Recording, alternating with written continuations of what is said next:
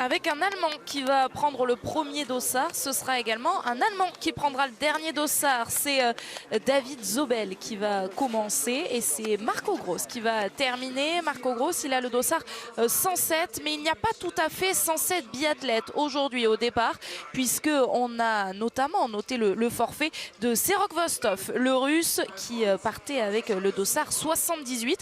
Il y a également un forfait aujourd'hui, Alexis, d'un Autrichien dont on attendait pourtant le retour. Julian Eberhardt, qui porte le dossard 89, ne prendra donc pas part à cette individuelle sur laquelle David Zobel s'était lancé. Et oui, effectivement, Julian Eberhardt qu'on a connu très rapide avec ses temps de ski pendant plein de saisons, et devait faire son retour sur cette compétition. Mais Tanguy était avec lui justement sur les entraînements et c'est peut-être lui qui va nous donner les meilleures informations par rapport à tout ça et cette absence de Julian Eberhardt. Oui, je l'ai croisé ce matin finalement par hasard dans la zone technique alors qu'on pensait qu'il allait prendre le départ. C'était sa dernière chance pour se qualifier au jeu. C'est un athlète de 35 ans. Et en fait, il est tombé à Östersund en tout début de saison. Il s'en est jamais remis. Il a encore très mal à l'épaule. Il a beaucoup de mal à s'installer sur le pas de tir. Donc impossible pour lui de courir aujourd'hui. Impossible donc pour lui d'aller aux Jeux Olympiques. Et très certainement à 35 ans, la fin de sa carrière qui s'est terminée sur le stade d'Antol sans même pouvoir courir. Et on aura le temps de revenir sur la carrière de Julian Eberhardt. Merci Tanguy, parce que vous avez raison de le préciser. Elle est riche en victoires, en podium et en médailles. On y reviendra évidemment dans l'après-course tout à l'heure. Oui, c'est vrai que c'est jamais particulier pour, on va dire, ces biathlètes qui arrivent sur leur deuxième, troisième, quatrième Jeux Olympiques pour certains, et on se retrouve dans des positions limites pour sa sélection. Il suffit qu'à un moment donné, il y ait une blessure, on n'arrive pas à revenir. C'est vrai que Julian Eberhardt, comme je le disais, ça a été pendant quand même certaines saisons l'un des plus rapides face à Martin sur les skis, face à Johannes, à Tarrier, à Svensson. C'était vraiment quelqu'un qui allait très très vite. Après sur le pas de tir, c'était un peu plus délicat pour lui en général. Mais voilà, ce coup-là, il n'aura pas réussi apparemment à revenir dans les temps. Et il ne fera donc pas partie de cette sélection autrichienne. Justement, tiens, un qui a couru avec lui pendant quasiment toute sa carrière, à l'image, Jakob Fack, qui lui par contre arrive à revenir à peu près dans les temps pour les JO. Il a montré de belles choses, il me semble, sur les dernières courses. Jakob Fack qui partira juste derrière, une combinaison norvégienne, vous l'avez deviné, devant lui. Il s'agit de Vetle Christiansen et il partira, Jakob Fack, 30 secondes devant Sturla Leigrid, pris en sandwich par les favoris norvégiens, enfin parmi les favoris norvégiens, Christiansen et Sturla Leigrid.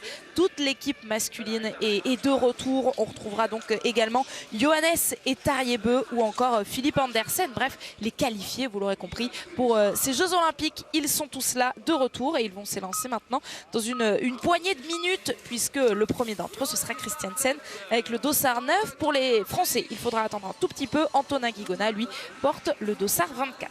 Et on parlait des anciens de cette Coupe du Monde.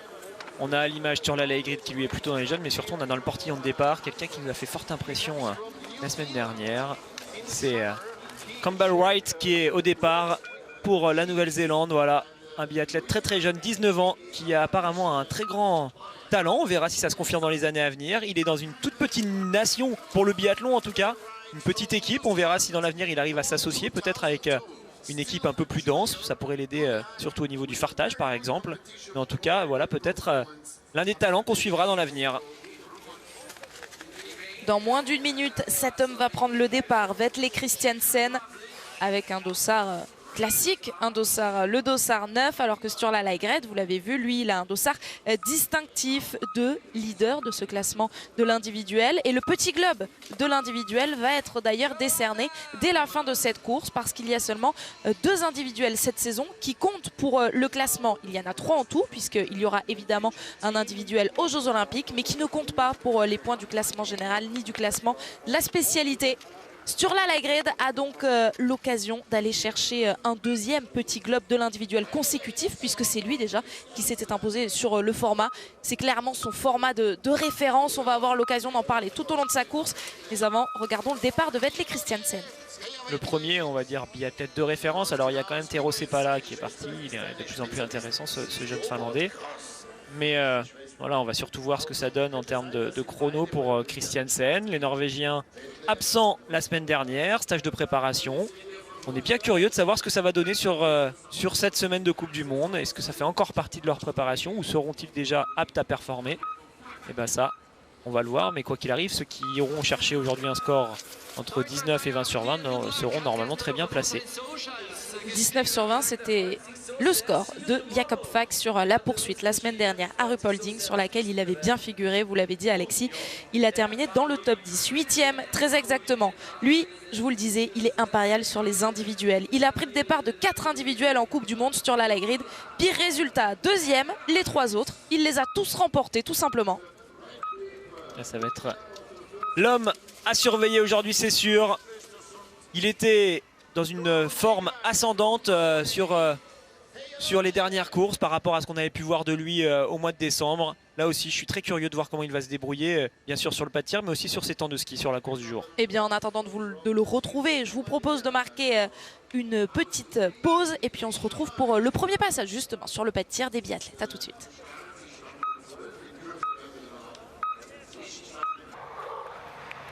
Le timing est parfait, nous sommes de retour à Antol et le premier biathlète de cet individuel, David Zobel, s'installe sur le pas de tir. Premier tir couché, deuxième tir debout, troisième tir couché et quatrième tir debout. Vous le savez, hein, c'est la particularité de l'individuel. Les tirs sont intercalés par rapport aux épreuves à 4 tirs habituels où on fait coucher, coucher, debout, debout. Et puis surtout, cette précision, vous l'avez vu instantanément sur le chrono de David Zobel. À chaque erreur, il y a 1 minute qui s'ajoute à son chronomètre. Oui, et c'est intéressant donc de bien rappeler ça, effectivement, cette minute de pénalité à chaque fois. Et puis en même temps, on en profite de ces premiers tireurs, ceux qui ont fait le premier tour, pour voir combien de temps on met à peu près en ski pour faire le tour de ski qu'il y a à faire à chaque fois. Et ben vous l'avez vu, c'est environ 9 minutes, un petit peu plus pour certains, un petit peu moins pour d'autres, on verra. Mais voilà, c'est quand même un bon gros tour à ski qu'il faut aller se faire 5 fois de suite. Donc on est vraiment sur cette distance du 20 km qui est la plus longue en biathlon, qui est à la fois particulière au niveau de sa gestion sur le pas de tir avec cette minute qui vous est ajoutée automatiquement, et puis quand même cette course de presque longue distance qu'il faut gérer sur la partie ski. Allez, Thérault c'est pas là pour l'instant, nous donne les temps de passage. Kretschmar est passé à l'intermédiaire des 3,7 km dans le premier tour à 5 secondes du Finlandais. Et par contre, assez logiquement, voilà, on va retrouver les Norvégiens avec Christiansen qui est passé en tête à 2,7 km. Il n'est pas encore passé à 3,7, mais il est en tête devant. Et Sturla qui lui passe déjà avec 8 secondes de retard sur Christiansen. Là, c'est beaucoup, hein. C'est beaucoup de retard. En 2 km comme ça, il va falloir peut-être qu'il se remette dans le tempo, Sturla. Thomas Bormolini est à domicile en Italie. Lucas Hofer la saison dernière avait brillé, notamment il avait cru au podium au tout dernier moment, mais avait échoué à quelques dixièmes à peine de Quentin Fillon-Maillet qui lui avait terminé 3e, et c'est d'ailleurs Sturla Light qui s'était imposé. Thomas Bormolini, c'est le premier à réaliser le plein sur ce premier tir. C'est donc lui qui va basculer en tête à la sortie du pas de tir. Il repasse devant Bartko qui était passé devant Sepala. 2 tours pour Zobel, 2 pénalités pour Zobel, 2 pénalités pour Sepala, 0 pour Bormolini, 1 pour Bartko. Allez, Anto qui s'élance pour cet individuel au moment où Kretschmar s'installe.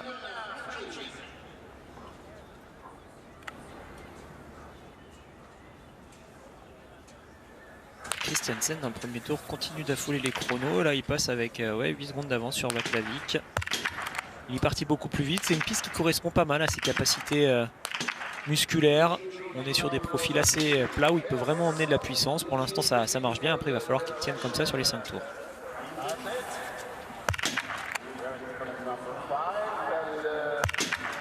Thomas Bormolini va rester en tête à l'issue de ce premier tir puisque Michal Kretschmar a fait une erreur. C'est Lazouski, le Biélorusse, qu'on a vu notamment la semaine dernière sur le relais, qui s'est placé en 2e position à la sortie de ce pas de tir.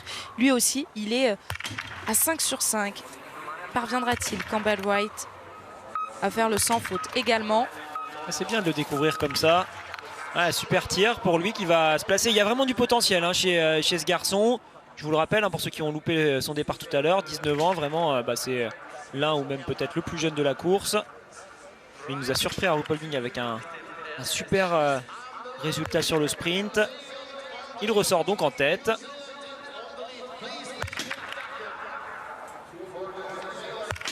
Le voici, Christiansen, sur son arrivée sur le pas de tir, lui qui a été le plus rapide dans le premier tour.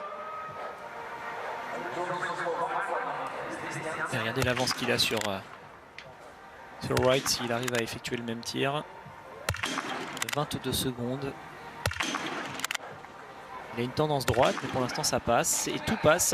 Donc il n'y aura pas de pénalité. Il va se retrouver avec, c'est ça, à peu près 20 secondes d'avance sur le deuxième. 17 secondes,4 très exactement pour Christiansen qui commence très bien cette course. C'est quand même un garçon qui est capable de faire de belles performances sur ce genre d'exercice. Hein. Maintenant, c'est un biathlète qui a de l'expérience, qui l'a depuis longtemps, qui est capable de bien gérer ses efforts, qui ne craque pas forcément sur des tirs debout. Donc pour l'instant, c'est très bien géré de sa part. En parlant de biathlète d'expérience, en voici un à l'image, Jakob Fak, le Slovène. Et d'après ce que nous fait remonter Tanguy Queiroz du bord du pas de tir, apparemment le vent est plus faible que tout à l'heure. C'est ce qui pourrait expliquer que depuis quelques minutes les tirs sont un peu meilleurs. Jakob Fak n'en aura pas profité. On va voir si Sturla, qui arrive toujours avec environ 8 secondes de retard sur Christiansen, s'en sort avec un sans faute.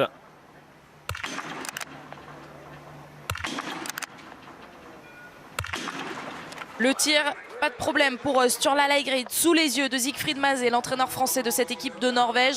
Sturla Lægreid a donc toujours du retard par rapport à Christiansen, mais comme son compatriote, il a réussi le plat. Il a réussi à lui reprendre 2 secondes sur le pas de tir. Vous avez vu en termes d'exécution, il a été un peu plus rapide que Christiansen. Allez, ils vont être dans le match. Hein. L'individuel, c'est particulier au niveau de la gestion. Il faut être capable de vraiment tenir ses nerfs.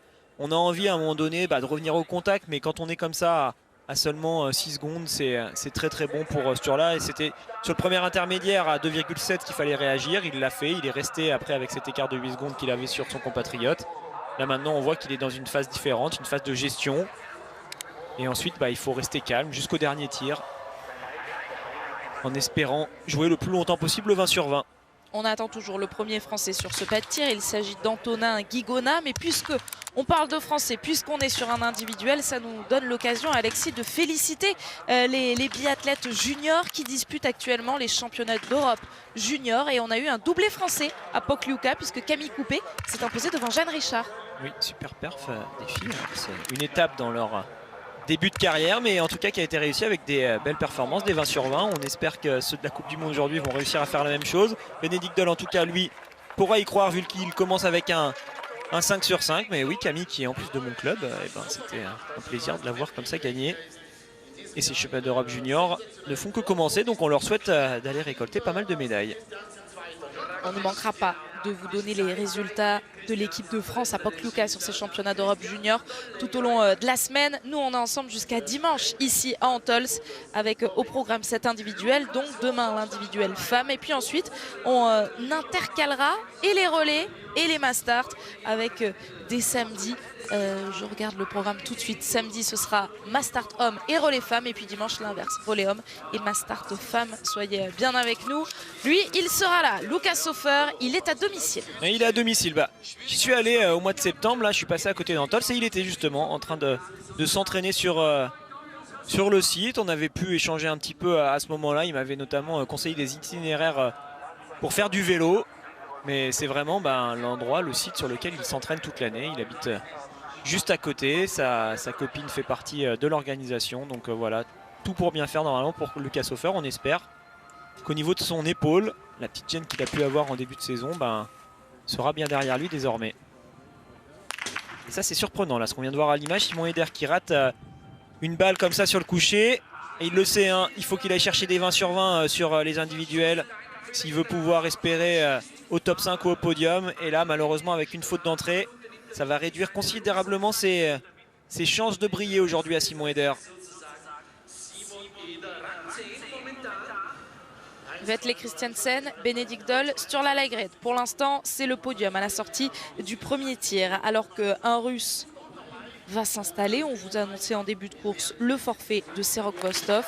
Saïd Khalili, lui, est bien là. Alexander Loginov également, puisqu'on l'a vu prendre le départ.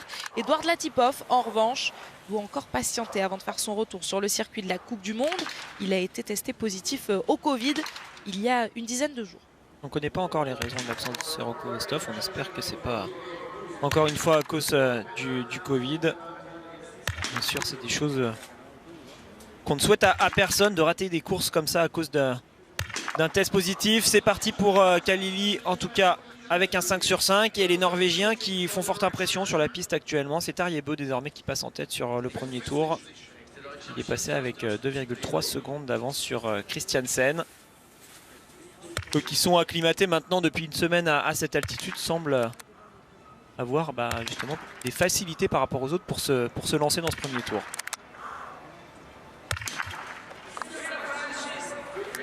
Strello, l'Allemand, lui aussi réussi le 5 sur 5. Il y en a pas mal hein, des 5 sur 5 dans ce début de course, mais vous voyez avec les fagnons et puis surtout, vous l'avez entendu avec les explications de Tanguy Queiroz, il y a moins de vent désormais sur ce pas de tir, alors qu'il vient de nous dire, Tanguy, que le vent venait de se relever à l'instant. Bien voilà, il suffisait que je le dise. Allez, plusieurs informations là et le groupe rouge, ça va commencer à s'enchaîner. Simon Détieux prend le départ et Tarjei Bø qui a été le plus rapide dans ce premier tour et sur le pas de tir. Oui, les deux adversaires pour Simon, ils sont là. Hein. C'est Tarjei et Sturla aujourd'hui. Et il est donc prévenu, Simon Détieux, eux de Christiansen, comme Tarjei Bø, ont réalisé le plein d'entrée. Il s'en sort bien, Tarjei, très bien. Là, il est resté solide avec un beau centrage de ses éléments de visée. C'était important car il n'avait aucune marge sur la gauche. Vous avez vu, toutes ces balles allaient taper plutôt à gauche. Donc si à ce moment-là, il se déconcentre et qu'il centre un peu moins bien, voilà, la marge d'erreur se réduit et la balle sort à gauche. Mais non. Il a bien tenu la carabine, il aura des informations qui vont lui être données pour qu'il règle mieux sa visée tout à l'heure s'il arrive avec le même vent quand il viendra faire son deuxième coucher. Mais la particularité de ce 20 km, de cet exercice de l'individuel, c'est qu'avant de revenir pour un deuxième coucher, on va d'abord faire un tir debout qui peut tout changer car il vous déstabilise à ce moment-là de la course. On n'est pas forcément prêt en biathlon à faire un debout si tôt dans une course qui est pourtant aussi longue. Alors qu'on revoit le choix de ses trajectoires à Tarjei là sur la piste. Mais c'est vraiment particulier, on va les avoir dans quelques instants ces tirs debout à l'image avec déjà Sepala et Zobel qui eux sont passés. Ils ont tous les deux fait 2 erreurs là sur ce deuxième tir. Ça commence très mal pour les deux, ils sont déjà à 4 pénalités. Emilien qui pourrait reprendre la deuxième place sur le classement général derrière Quentin Fillon-Maillet. Pour l'instant, cette deuxième place, elle est occupée par Sebastian Samuelsson, mais le Suédois n'est pas là. Comme beaucoup de favoris suédois, il n'y a pas non plus Martin Ponsiluoma, par exemple. Alors que les Français, vous le savez, on le répète depuis le début de ce mois de janvier, les Français ont décidé de ne faire aucune impasse. Ce qui explique donc la présence d'Antonin Guigona sur son premier tir et Thomas Bormolini. On vous le disait, ça allait arriver à l'antenne. Lui, il est à son deuxième tir, qui est donc un tir debout. Allez, Anto, ça avait bien commencé. Dommage cette erreur là au milieu du tir. Mais il n'y en aura qu'une pour Antonin Guigona qui va logiquement perdre beaucoup de place là avec cette minute. Mais ne vous y fiez pas tout de suite, il y aura bien 4 tirs. Et donc Antonin Guigona, vous l'aurez compris, il peut encore prétendre un 19 sur 20, ce qui ferait un très bon score. Johannes Bø est-il de retour à son meilleur niveau? En tout cas, il est de retour sur la piste après avoir fait l'impasse à Ruhpolding. Celui qui a remporté le classement général la saison dernière est bien là et il s'élance avec ce dossard 44. Oui, alors que Loginov va tirer, voilà, il s'installe pour son coucher. On va quand même parler un petit peu de Johannes. On l'a dit beaucoup pour les Norvégiens, stage en altitude depuis une semaine. Johannes n'a pas eu exactement le même programme. Lui, il a décidé de rentrer chez lui. Il avait besoin de voir son enfant, sa famille. Donc, on verra si on note des différences entre tous ces Norvégiens et notamment entre les Norvégiens d'une part et Johannes de l'autre. Loginov ouvre une porte. On s'y attendait pas forcément là sur son coucher. On va regarder scrupuleusement le premier tour de Johannes pour voir ce que ça donne.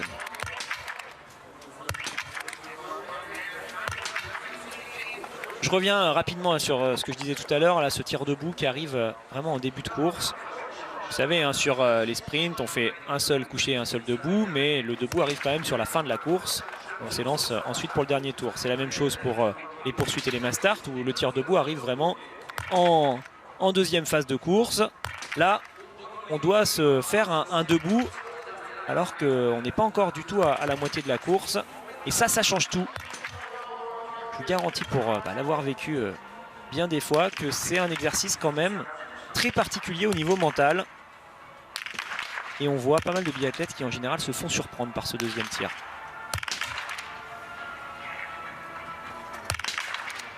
Voilà, c'est le cas de Christiansen par exemple aujourd'hui, une double erreur, même une triple. C'est exactement ça qui peut vous arriver sur ces tirs debout qui arrivent aussi vite. Tout commence bien, vous faites un super coucher, c'est idéal, vous êtes en tête parce que vous avez les meilleurs temps de ski.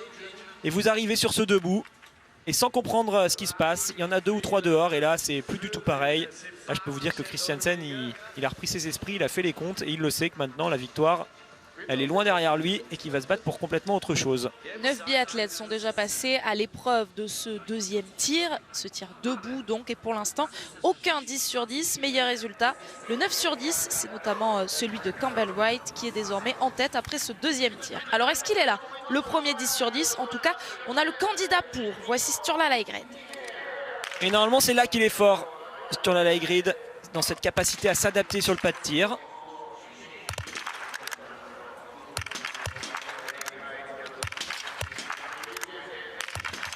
Eh bien, il nous fait mentir et comme les autres, il y a une erreur pour Sturla Lægreid. Oui, une erreur. Alors il était sur un tir bien maîtrisé, il en a lâché une dehors comme ça. Là c'est dommage parce qu'il ne va plus vraiment avoir son destin entre les mains. Bien sûr il va rester en tête pour l'instant. Mais on n'aura pas de tir parfait et il le sait que maintenant il va surtout falloir éviter les erreurs et essayer de rester au moins à 19.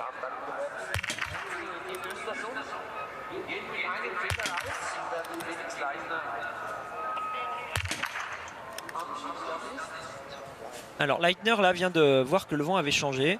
Effectivement là j'ai une caméra qui me montre les fanions et Tanguy nous le fait remonter régulièrement. Le vent qui s'arrête, le vent qui se lève. On a vraiment un vent qui bouge en permanence sur ce pas de tir. Regardez bien les fanions là, vous voyez ça virevolte actuellement. Et entre les balles ça peut changer.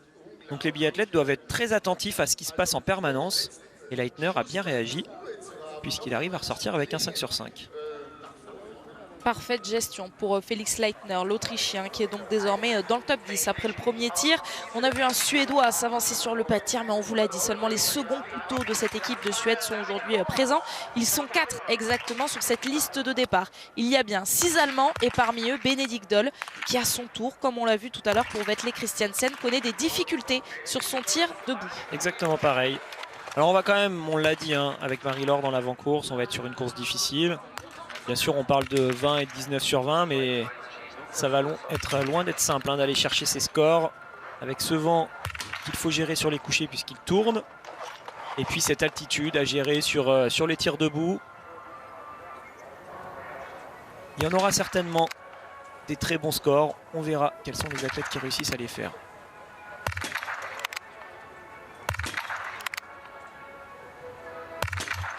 Comme Simon Eder avant lui, Lukas Saufer laisse échapper la toute première balle. Une erreur donc d'entrée. Alors qu'on retrouve sur la piste Émilien Jacquelin avec son dossard 42. Émilien Jacquelin, il est dans son premier tour et on va le voir passer à cet intermédiaire du 2.7 avec presque 10 secondes de retard sur Tarjei qui a été le plus rapide. C'est là que les Français vont devoir être malins, intelligents, ne pas trop s'emballer. Les Norvégiens sont partis plus vite. Donc il ne faut pas avoir peur. Les premiers tours parfois sur l'individuel peuvent être trompeurs.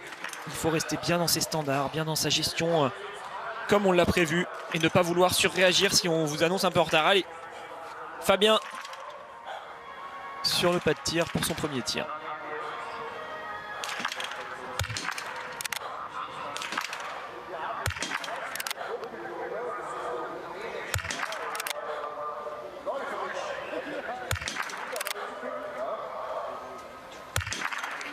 Une erreur pour Fabien Claude avec cette balle d'entrée qu'il a perdue. 1 minute donc ajoutée à son chronomètre. Il y avait une erreur aussi pour Simon Eder tout à l'heure. Il y en aura une supplémentaire. Ouais, cette mauvaise réaction de carabine là sur cette balle qui rate. Il a vraiment porté sa carabine d'un coup. Je ne sais pas si vous avez pu le remarquer. Il l'a vraiment fait bouger. Je ne sais pas ce qui s'est passé là pour Simon Eder. Mais donc celle-ci sera dehors. Pas mal d'informations là un peu de tous les côtés. On a Tarjei du coup qui se retrouve avec une porte bien ouverte. Hein. C'est peut-être lui qui peut, avec toutes ces erreurs là sur ce pas de tir, c'est peut-être lui qui pourrait ressortir en tête avec beaucoup d'avance. Une fois qu'il aura fait son deuxième tir, il va arriver assez rapidement. Tarjei, il a le dossard 21 et en même temps je regardais les intermédiaires dans le premier tour. Johannes est parti beaucoup plus vite que tout le monde. Il met 10 secondes à son frère après seulement 2,7 km. On verra ce que ça donne quand il passera à 3,7 km, donc 1 km plus loin. Khalili pourrait ressortir avec le deuxième 10 sur 10 du jour vu que Shamaev, le roumain, en a réussi un. Et on attend Tarjei alors qu'on retrouve là son frère à l'image. Le Roumain dont vous parlez Alexis, il est ressorti 6e malgré son 10 sur 10. En revanche, vous l'avez vu avec le chrono de Khalili, le 10 sur 10 lui permet de ressortir en tête. Simon Détieux, on le suit dans cette course pour la course, justement, la course dans la course. Au petit globe, peut-être, il est face à Sturla Laigrid et à Tariebeu qui est en haut à droite pour aller décrocher ce petit globe, puisque Laigrid est pour l'instant en tête et Tariebeu 2e sur ce classement de la spécialité. On l'a entendu, Simon. Il avait raison. Une erreur qui va peut-être laisser l'avantage à Tarier s'il met cette dernière balle. Ouais, c'est lui qui va se retrouver aux commandes là, de cette course au petit globe, car pour l'instant, il est le seul à avoir réussi un tir parfait après 2 tirs. Enfin, par rapport aux 3 dont on parle. Hein. Simon, on sait que ce ne sera pas possible vu qu'il en a raté une. Et Laigrid, il en a raté une sur son debout. Donc voilà, Tarier, en plus d'être en tête de la course, est en tête par rapport à ses 2 adversaires du jour. Et assez largement, vous le voyez avec cet écart. Il est passé Tariebeu. On va continuer à le suivre et c'est désormais une autre partie de la course, un copier-coller, puisque à nouveau il va devoir faire un couché sur son 3e tir et un debout sur son 4e tir. Pour Émilien Jacquelin, c'est le tout premier tir et c'est donc un couché. Pour l'instant, aucun Français n'a réussi le plein d'entrée.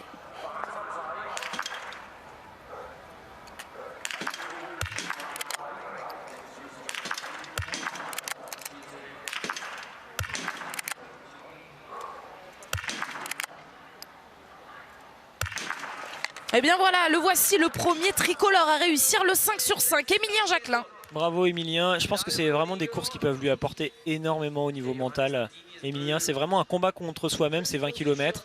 Et s'il arrive à gérer cette discipline, à faire des podiums, des victoires sur cet exercice, ça le fera grandir à tous les niveaux en tant que biathlète. Johannes, 15 secondes d'avance sur tout le monde, il est parti très vite. Il y a du vent, hein. Il n'a pas de chance là, le Norvégien, clairement. Il a beaucoup plus de vent que certains.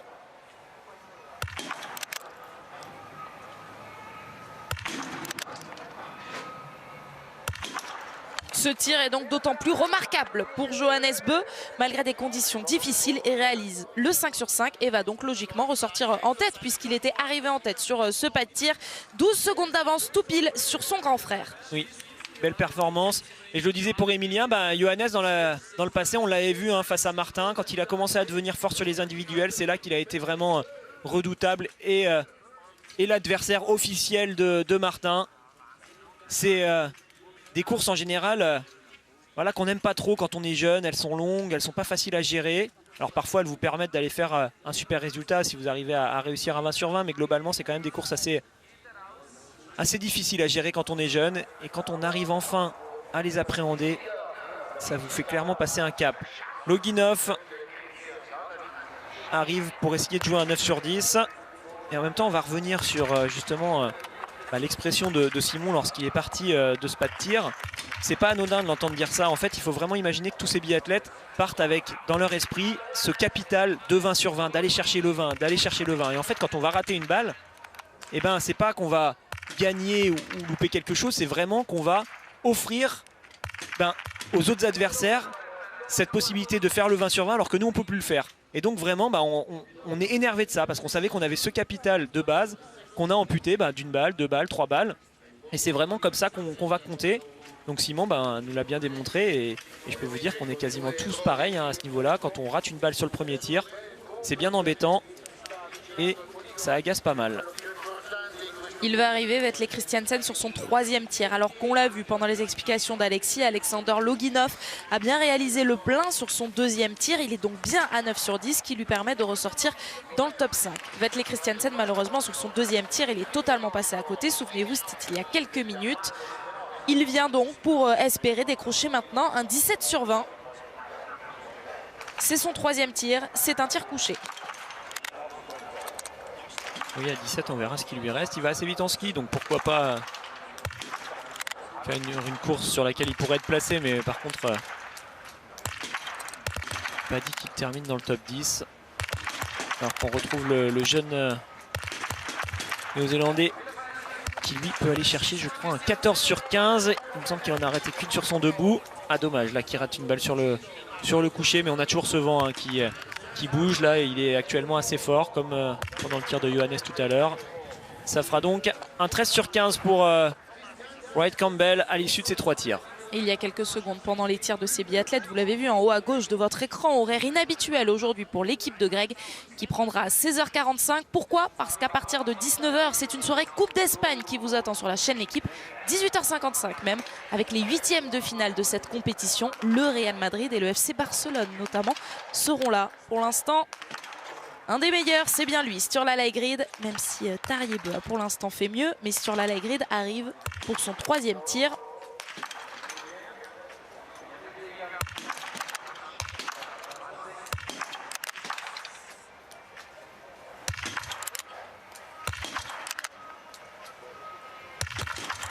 Il a pris le temps sur la Lægreid, il s'est bien posé et donc il est lui aussi à 14 sur 15 et pourrait espérer le 19 sur 20 dans quelques minutes sur son tout dernier tir.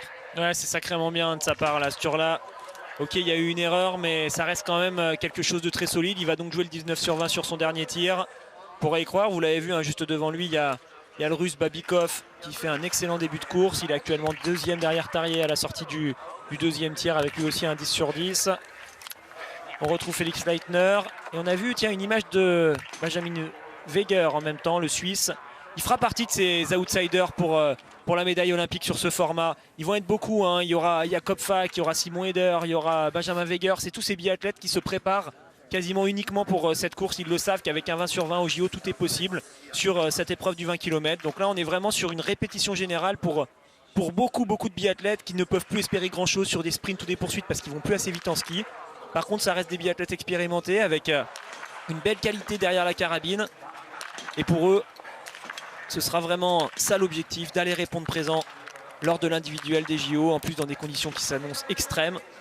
Donc pourquoi pas les revoir à ce moment-là, et si vraiment ils arrivent à aller chercher une médaille, ce sera peut-être pas tant que ça une surprise. Alors on n'est pas sur des conditions extrêmes ici à Antholz. Ceci dit, quand Bénédicte Doll s'est avancé, vous l'avez vu dans ses cheveux, hein, il y avait beaucoup de vent. Mais il s'en sort avec une seule erreur. L'Allemand, il pourra donc espérer, comme Vetle Christiansen tout à l'heure, le 17 sur 20. 17 sur 20 également que pourrait espérer Lukas Hofer puisqu'il vient de faire de nouvelles erreurs. Lui aussi vient de se sortir de la course avec ce premier debout qui fait jamais de cadeau. Donc si on fait vraiment les points et qu'on compte les points à la sortie de ce 2e tir, donc le premier debout, Tarjei toujours en tête avec 30 secondes d'avance sur Babikov, 38 secondes d'avance sur Kalili et 1 minute 01 sur Sturla Lægreid. Mais Sturla Lægreid lui est resté avec le même score sur le tir suivant. Donc Tarjei va devoir rester bien solide lorsqu'il arrivera pour son 2e coucher. Anton Smolski lui va aller faire son premier tir. On en a pas mal, hein, des gros noms qui sont dans le premier tour. C'est le cas par exemple de Quentin qui pour l'instant part très bien. Il a le 4e temps dans le premier tour à 3,7 km. Alors avec pas mal de retard sur Johannes. Il est à 17 secondes. Et Johannes est parti 10 secondes plus vite que tout le monde. Et on le sait, parfois il se trompe un peu sur la gestion de course, Johannes, sur ses 20 km. Donc je pense que c'est un très bon départ pour Quentin. Quentin Fillon-Maillet dans le premier tour, Fabien Claude lui dans le 2e tir. Vous l'avez vu à droite de votre écran, on a pu suivre la simulation des balles de Fabien Claude. Ça fera 8 sur 10 après les 2 premiers tirs, tout comme Antonin Guigona. Pour l'instant, ce sont les 2 seuls tricolores à être passés à cette épreuve du 2e tir. Anton Smolski, le Biélorusse, on va s'en méfier. Tout au long de cette saison, il nous a montré de très jolies choses pour l'instant et il le prouve encore une fois aujourd'hui. En tout cas, dans ce début de course, il est à 5 sur 5. Et oui, maintenant il faut compter avec lui. Il a du potentiel, il est encore assez jeune, donc on le reverra normalement pendant plusieurs saisons. Quentin, premier tir.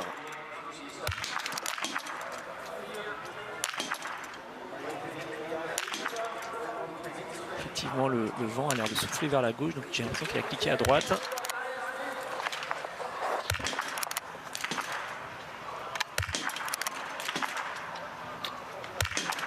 Belle gestion pour Quentin Fillon-Maillet qui a perdu un peu de temps, le temps de se régler, mais il a eu raison, hein. Vous le savez, là l'erreur coûte 1 minute et donc Quentin Fillon-Maillet a parfaitement géré pour ressortir avec une seule erreur. Et il a fait les bons choix, mais peut-être un tout petit peu trop tard. Il a hésité avant sa première balle. Il a attendu de l'avoir perdu pour vraiment prendre la décision de cliquer. Ça a été bénéfique. Allez, Khalili, un moment où ça soufflait assez fort, enchaîne pour essayer de ressortir, pourquoi pas, à 15 sur 15. C'est le match au niveau du tir, en tout cas, face à Chamaev, le Roumain, qui lui aussi est à 15 sur 15. Et bien pour l'instant, le Roumain va rester seul. Alors il va pas assez vite en ski pour être devant. Il est 4e. Mais on peut quand même l'applaudir pour cette belle performance, car personne n'a réussi à faire aussi bien que lui. Khalili va ressortir 2e à 50 secondes de Sturla, qui arrive à moins vite en ski. Et c'est là que ça devient très intéressant. Tarjei ne doit pas faire d'erreur pour rester devant Sturla.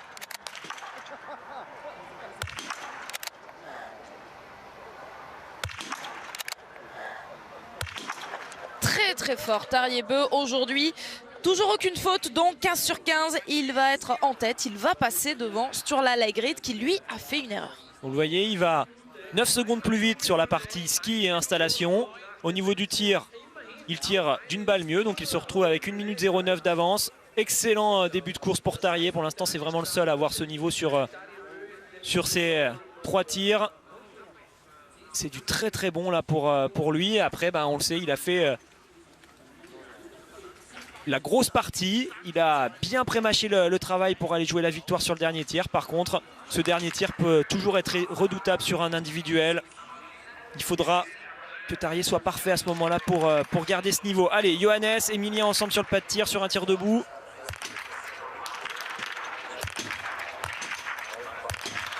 « 10 sur 10 pour Emilien Jacquelin, déjà parfait sur son tir couché. »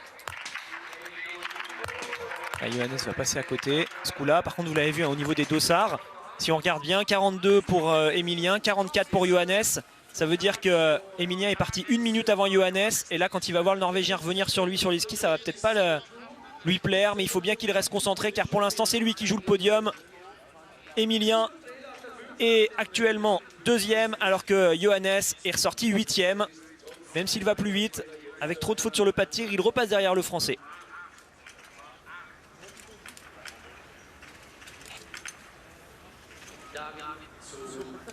8 sur 10 donc après ces 2 tirs pour Johannes Bø. Alors est-ce que c'est le classement après les 2 tirs que l'on voit? Oui, le voici avec Tarjei Bø donc en tête, Emilien Jacquelin qui vient de ressortir en 2e position. Anton Babikov, ils sont nombreux à 10 sur 10, c'est également le cas de Khalili. Ils sont là, les Russes, pour aller titiller ce duo franco-norvégien qu'on a depuis le début de cette saison. Vous ne voyez pas en revanche de Suédois, de drapeaux suédois, et c'est bien normal, on vous l'a dit, les Suédois favoris ont fait l'impasse sur cette course d'Antols. Ce qui pourrait donc laisser l'occasion à Emilien Jacquelin, qu'on a vu très bien partir, de reprendre la 2e place du classement général à Sebastian Samuelsson en son absence aujourd'hui.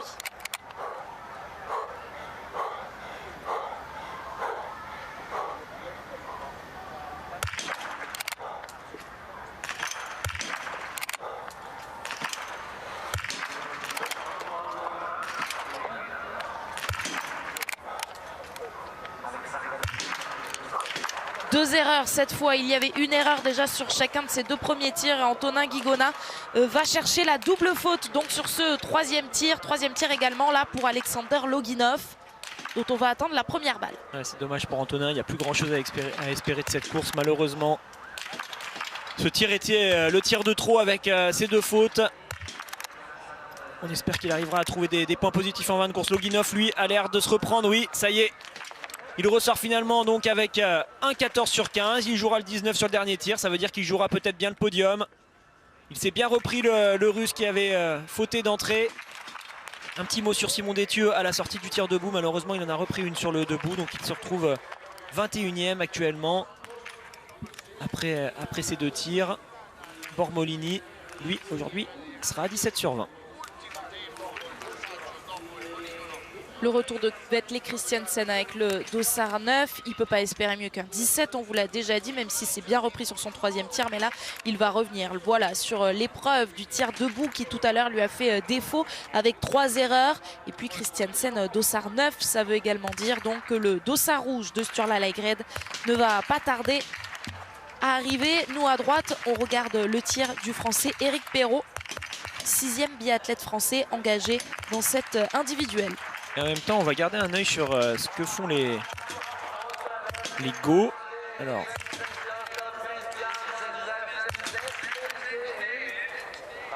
c'est Scott Go qui joue, pourquoi pas, le petit globe, le Canadien.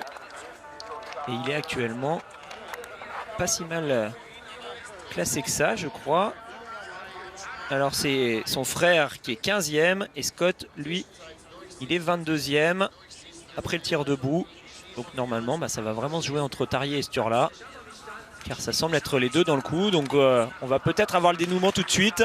Si Sturla reste à 19, ça va faire un gros match face à Tarrier. Si par contre il commet des erreurs, Tarrier aura une belle avance.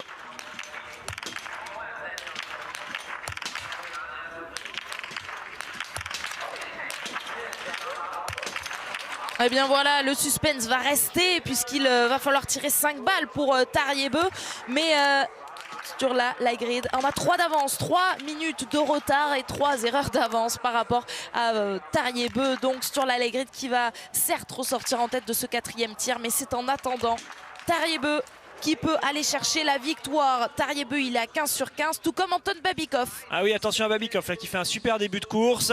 Alors sur là, il a complètement explosé au vol, on s'y attendait pas. Mais clairement là, il donne bien sûr une grosse marge à Tarrier pour aller chercher ce petit globe. Et il donne même, pourquoi pas, de l'espoir à Simon Détieux qui, avec pour l'instant seulement 2 fautes, qui pourrait donc aller chercher un 18, contrairement au Norvégien qui lui est à 17.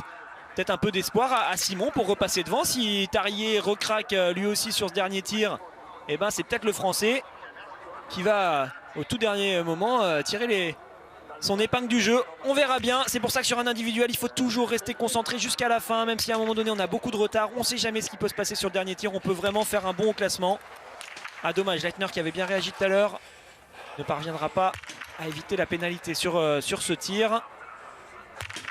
Et là, clairement, quand on regarde, il y a un coup à faire pour Emilien. Il peut y croire à ce podium. Alors, Bénédicte Doll, lui, il a déjà eu pas mal de fautes. Vous le voyez, il ne jouera pas mieux que le 17. Bénédicte Doll, il a le dossard 14. Tarrier-Beu, il a le dossard 21. On va donc attendre encore quelques minutes avant de voir l'aîné des frères Beu arriver sur le pas de tir pour jouer les 5 dernières balles qui pourront lui offrir la victoire. Et pourquoi pas donc le petit globe. Il va y avoir des surprises aujourd'hui sur ce classement à la fin de la course, car pas mal de favoris sont super bien partis, mais finalement ils ont eu un tir qui les a complètement sortis de la course. Donc il va falloir faire des petits comptes en toute fin de course. On a donc Sturla qui lui est à 17 qui reste en tête, devant Wright avec un 18 qui est 1 minute derrière, Christiansen avec un 16 qui est actuellement 3e. Mais quand on voit que Sturla Grid est actuellement en tête du 4e tir avec seulement 17, seulement bien sûr entre guillemets, il fallait déjà aller le chercher, mais normalement ça devrait être battu. Ça peut laisser pas mal d'espoir à beaucoup de biathlètes. Ah, c'est vraiment surprenant de le voir comme ça. Comme quoi, même quand on arrive sur la Coupe du Monde, qu'on est hyper fort au niveau de sa position, qu'on montre de belles choses, et le tir, à tout moment, ça peut se compliquer. Et là, Sturla nous l'a bien montré aujourd'hui. Il est parti bien trop de fois à la faute. Allez Fabien, on peut toujours croire au 18.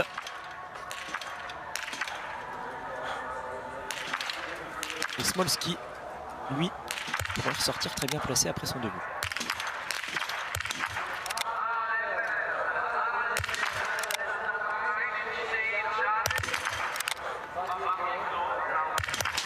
Une nouvelle erreur pour Fabien Claude. Déjà 3 minutes ajoutées à son chronomètre automatiquement à cause de ces 3 fautes. On suit le tir de Quentin Fillon-Maillet.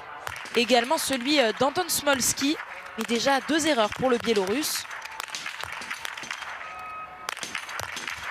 Et aucune pour le Français. Aucune erreur pour Quentin Fillon-Maillet qui est donc bien à 9 sur 10.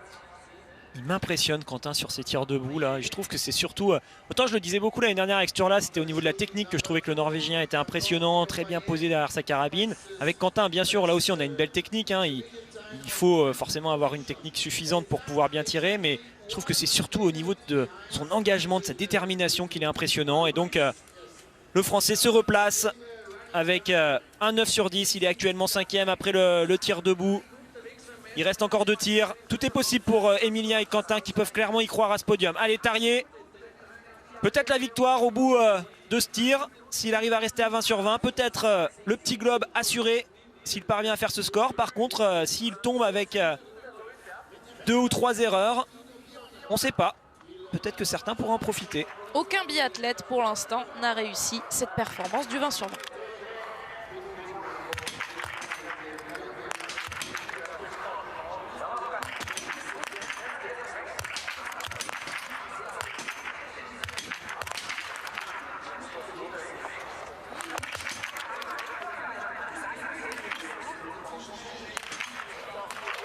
Et dans le même temps, petite information en mode radio, sachez que Simon Détieux est lui aussi actuellement sur le pas de tir. Simon Détieux a fait une erreur. Ah, et dommage. il y en aura deux erreurs pour Tariebeu. Ah On oui. l'a senti très tendu derrière sa carabine. Il est difficile ce dernier tir, il y a énormément d'enjeux, il le sait bien qu'il joue la victoire, qu'il joue le petit globe. Alors peut-être que pour le petit globe ça peut encore faire, vu qu'il va quand même normalement ressortir devant la Hagrid avec quasiment une minute d'avance. On va voir ce que ça donne pour Simon, mais Simon est lui aussi parti de nombreuses reprises à la faute. Donc normalement Tarier va aller le chercher ce petit globe, sauf s'il y a une grosse surprise avec un go qui remonte ou un autre qu'on n'aurait pas vu. Mais voilà, ces enjeux qui vous font perdre les pédales, et il s'est bien battu. Il a attaqué cette première balle avec quand même un petit peu d'appréhension. Il a mis longtemps à la tirer, il n'est pas rentré de manière naturelle dans son tir, ça l'a bloqué. Derrière il arrive à se reprendre, et puis quand même encore une erreur à la fin. C'est ça la complexité de notre sport. Tarier qui, malgré donc ces 2 fautes, ressort en tête après 4 tirs, mais donne de l'espoir, pourquoi pas aux Français qui pourraient ressortir devant lui. 18 sur 20, c'est donc le score de Tariebeu. Et son petit frère Johannes Beu peut encore lui aussi croire à ce 18 sur 20. Eh bien non, il y a une erreur. Allez, c'est là qu'on a un super exercice pour Emilien. Emilien, il vient de se faire doubler sur la piste par Johannes. Je vais vous expliquer ça juste après. Mais s'il arrive à rester solide au niveau mental, il peut aller la gagner celle-ci.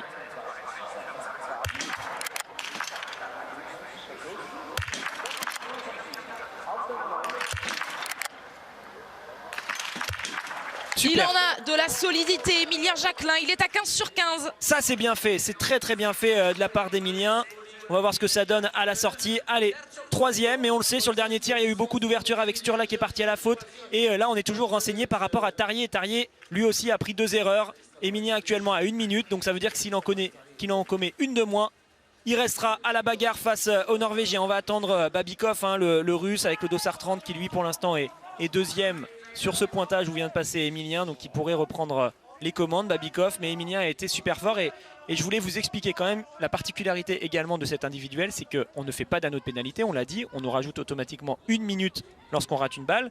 Et donc on ne fait pas cet anneau de pénalité, ça veut dire qu'on peut vraiment se rendre compte au niveau du ski, ce que ça donne par rapport aux autres. Sur un sprint, si vous êtes un peu moins bien mais que celui qui part juste derrière vous fait 2 tours de plus, il ne vous rattrapera jamais parce que vous êtes allé faire des tours de pénalité. Alors que là sur l'individuel, quelqu'un qui peut être derrière vous en biathlon, vu qu'il a moins bien réussi ses tirs, il peut par contre vous doubler sur la piste. Et c'est ce qui se passe avec Emilien et Johannes. Johannes est parti 1 minute derrière le Français. Il a réussi à le rattraper sur la piste, à même le doubler, puisqu'on n'a pas ces anneaux de pénalité. Et ça, au niveau mental, c'est quelque chose qu'il faut gérer. C'est quelque chose de déstabilisant. Pour l'instant, Emilien s'en sort très bien.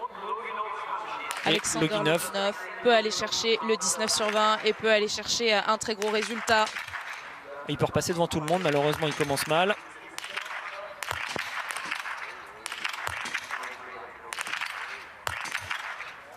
Ça fera 2 erreurs, 17 sur 20 donc aujourd'hui pour Alexander Loginov. 17 sur 20, c'est aussi le résultat pour Sturla Laigred, alors que dans le même temps il y avait le tir d'Antonin Guigona que vous avez pu suivre, et Antonin a réalisé le plein pour terminer, mais ça fera 16 sur 20 aujourd'hui pour Antonin. Lui, il a déjà fait ses 4 tirs, Vetle Christiansen, et c'est donc la ligne d'arrivée qu'il va aller chercher. Vous la connaissez maintenant cette ligne d'arrivée ici à Antols, avec ce long plat, ce virage sur lequel on a vécu des émotions très fortes, notamment lors des championnats du monde en 2020. Sur ce site d'Antols où les Français avaient brillé. Cette fois, il est bien seul sur cette ligne d'arrivée. C'est une course contre la montre, c'est l'individuel. Et avec aujourd'hui son 16 sur 20, Vetle Christiansen vient nous offrir le temps de référence. Mais seulement 5 biathlètes l'ont passé cette ligne d'arrivée. Actuellement, à la sortie du 4e tir, il est 7e. Christiansen. Allez, Sturla, lui, va aller normalement couper la ligne d'arrivée en tête. Ensuite, Kalili pourrait lui passer devant. Il y a un gros match dans le dernier tour entre les deux. Le Russe pointe à 10 secondes du Norvégien. Et ça pourrait faire la différence si Kalili s'intercale entre Tarrier qui est toujours en tête et Sturla. Pour ce petit globe dont on parle depuis tout à l'heure, ce dossard rouge qui n'est donc actuellement plus vraiment sur ses épaules de manière virtuelle. C'est Tarrier qui l'a.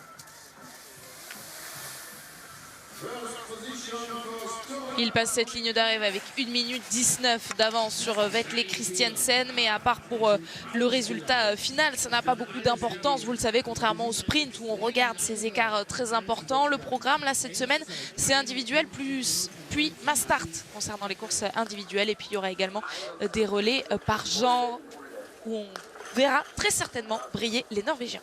Babikov sur le pas de tir joue la victoire tout simplement. Avec un 20 sur 20, normalement ça devrait bien le faire. Avec un 19, il faudra se bagarrer dans le dernier tour face à Tarrier.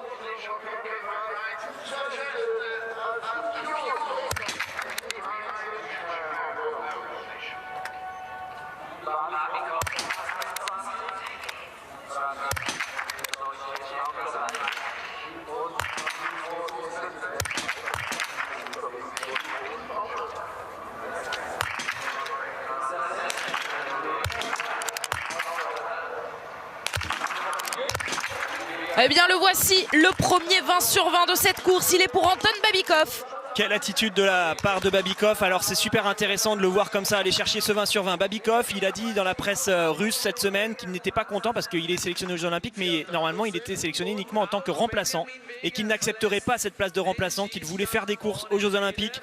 Aujourd'hui sur un individuel, il le savait qu'en allant chercher un 20 sur 20, ça lui permettrait de faire une super course et peut-être rebattre les cartes au niveau de sa sélection.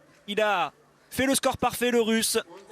Bravo à lui. Il ressort donc en tête avec 46 secondes d'avance sur Tarrier Bø avant de s'élancer pour le dernier tour. Il est actuellement le seul avec ce 20 sur 20. Bénédicte Doll, lui, vient de passer cette ligne d'arrivée, mais il a fait 16 sur 20. C'est loin du score d'Anton Babikov. 4 minutes ajoutées au chrono par rapport aux Russes. Vous l'aurez compris, c'est d'une logique implacable. Bénédicte Doll est donc pour l'instant sur le podium, mais tout ceci est très provisoire.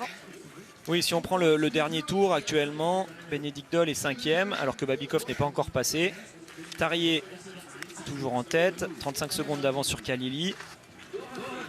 Et 1 minute 20 sur la Laegrid. Les deux cités ne sont pas encore passés à 19,7. Ils sont assez serrés en termes de dossard. Kalili a le 18 et Tarrier a le 21. Donc à 1 minute 30 près, ils se suivent. On va attendre de voir comment ça évolue. Il avait 15 secondes d'avance, 10 secondes d'avance sur Kalili. Tarrier, ça veut dire qu'il va quand même assez vite dans ce dernier tour. Il va falloir que Babikov soit solide. Même s'il a 45 secondes d'avance, il ne va pas falloir traîner pour éviter de perdre une place face à Tarrier.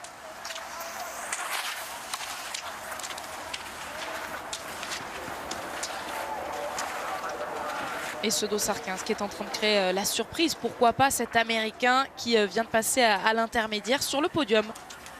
Paul Schomer, effectivement, qui est actuellement 4e à 18,7 km. Il est 2e à 19,7. Mais c'est toujours pareil, on n'a pas encore le passage de Tarrier et de Kalili. Donc normalement pour le podium ça ne fera pas, mais ça fera quand même une très très belle course pour lui. Allez, Quentin, il peut encore y croire à cette victoire. Mais pour ça, il va vraiment falloir rester à 19 sur 20. Et pour le podium, ne pas passer en dessous de 18.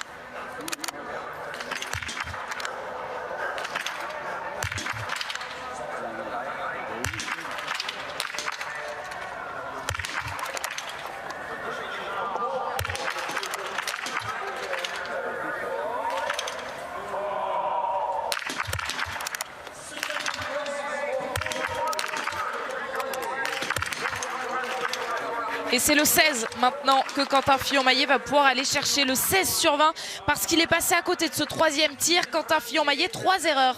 Ah oui, c'est vraiment dommage que ces couchers toujours soient un petit peu indécis chez Quentin, alors que Tarrier va aller en direction de la ligne d'arrivée. Lui, pour l'instant, il peut vraiment encore croire à ce podium largement avec ce 18. Mais Quentin, on le voit sur les deux bouts, je le dis, il est exemplaire, il a une détermination folle, il m'impressionne. Par contre, sur les couchers, on sent bien qu'un coup ça passe, un coup ça passe pas. Et c'est sûr que s'il arrive à s'améliorer de ce côté-là, ça pourra lui donner de la sérénité.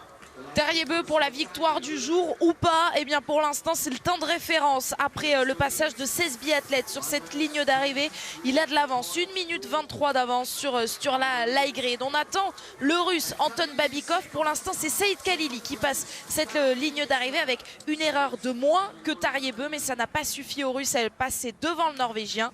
Saïd Khalili est donc deuxième juste derrière Tariebeu. Il fait donc reculer Sturla Laigrid qui se retrouve actuellement 3e et on attend les temps de passage. Voilà ah non, bah non, pas de Loginov. Loginov est bien placé mais pas aussi bien que le russe qu'on attend. Babikov n'est pas encore passé à 18,7 km. Je vous donnerai son passage si on ne le voit pas à l'image. Et Simon s'est bien replacé, hein, Simon Détieux, après le dernier tir. Il s'est replacé 5e. Fabien est 6e. Ils sont tous les deux à 17 sur 20. Ils ont le même score que Sturla Laigrid. Ils ont un petit peu de retard par rapport aux Norvégiens, mais c'est pas mal en termes de classement global pour les Français. Et Emilien devrait revenir dans peu de temps sur le pas de tir pour son dernier tir. La réalisation suit pour l'instant les premiers mètres après l'arrivée de la part de Tariebeu. Alors que son petit frère et le dossard 44, Johannes Beu, lui arrive sur le pas de tir. Tariebeu, lui, en a déjà terminé. Johannes, il peut là aussi se replacer, regardez au niveau des retards. Il pourrait ressortir au contact dans le top 4 ou 5.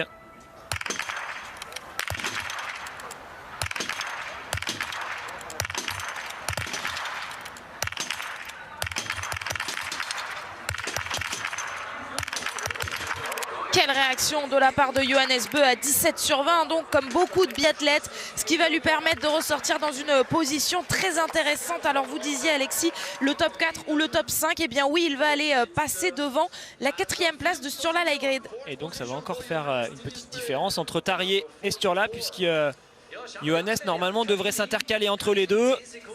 Tant mieux, sans le savoir, il va même avantager son frère. Allez, Emilien, lui, même s'il est un peu moins bien au niveau du ski aujourd'hui, peut vraiment croire à la belle course. Aller chercher comme Babikov le 20 sur 20. Ça pourrait normalement suffire pour aller jouer le podium.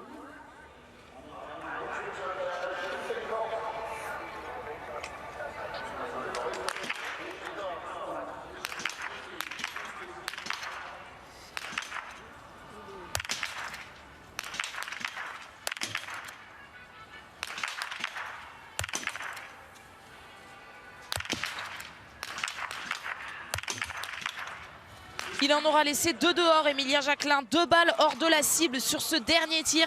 Ça fera donc 18 sur 20 aujourd'hui. C'est quand même un excellent score. C'est celui pour l'instant de celui qui a passé la ligne d'arrivée en tête. C'est celui de Tariebeu. En attendant toujours Anton Babikov. Oui, pour l'instant, il est bien moins bien que les autres. Emilien, malheureusement, sur la piste. On verra si ça va un peu mieux dans le dernier tour. Alors que vous voyez, Babikov n'a plus beaucoup d'avance sur Tarier. Il avait 46 secondes d'avance quand il est sorti du pas de tir. Il n'a plus que 15 secondes. C'est rien du tout, 14 secondes,7 très exactement. Attention, c'est pas fait encore pour Babikov là face à Tarier. C'est peut-être bien le Norvégien qui va repasser en tête sur la ligne d'arrivée. Loginov, lui, va terminer avec Antonin, je crois. Oui, c'est Antonin. Ils vont donc passer la ligne d'arrivée tous les deux ensemble. C'est le chrono d'Alexander Loginov que l'on suit pour aller chercher cette 4e place. Antonin Guigona, lui, vient franchir cette ligne d'arrivée en 15e position provisoire. Loginov ne fait pas reculer Sturla Laigrid qui reste pour l'instant 3e. Il passera. Alors c'est là où on va avoir quand même quelque chose d'intéressant entre Tarier et Babikov. Si Babikov reste en tête, il va faire reculer Tarier et Laigrid, les deux. Par contre, s'il se place derrière Tarier, il va s'intercaler entre Tarier et Sturla. Donc ça va encore changer des choses pour le petit globe et ça va encore redonner l'avantage à Tarier. Il va falloir suivre un petit peu tout ça en même temps. Donc il avait 14 secondes, il va bientôt passer à 19,7 km normalement le russe Babikov. Aura-t-il toujours encore un peu d'avance? Allez, dans quelques instants il est là au sommet de cette bosse, là où est Eric Perrault, l'intermédiaire. Qu'est-ce que ça donne en termes de chrono face à Tarier? Allez, la relance pour qu'on ait toutes les données. Non, il est en bas, je me suis trompé, il n'est pas en haut de cette bosse, il est là-bas tout en bas de la descente je crois.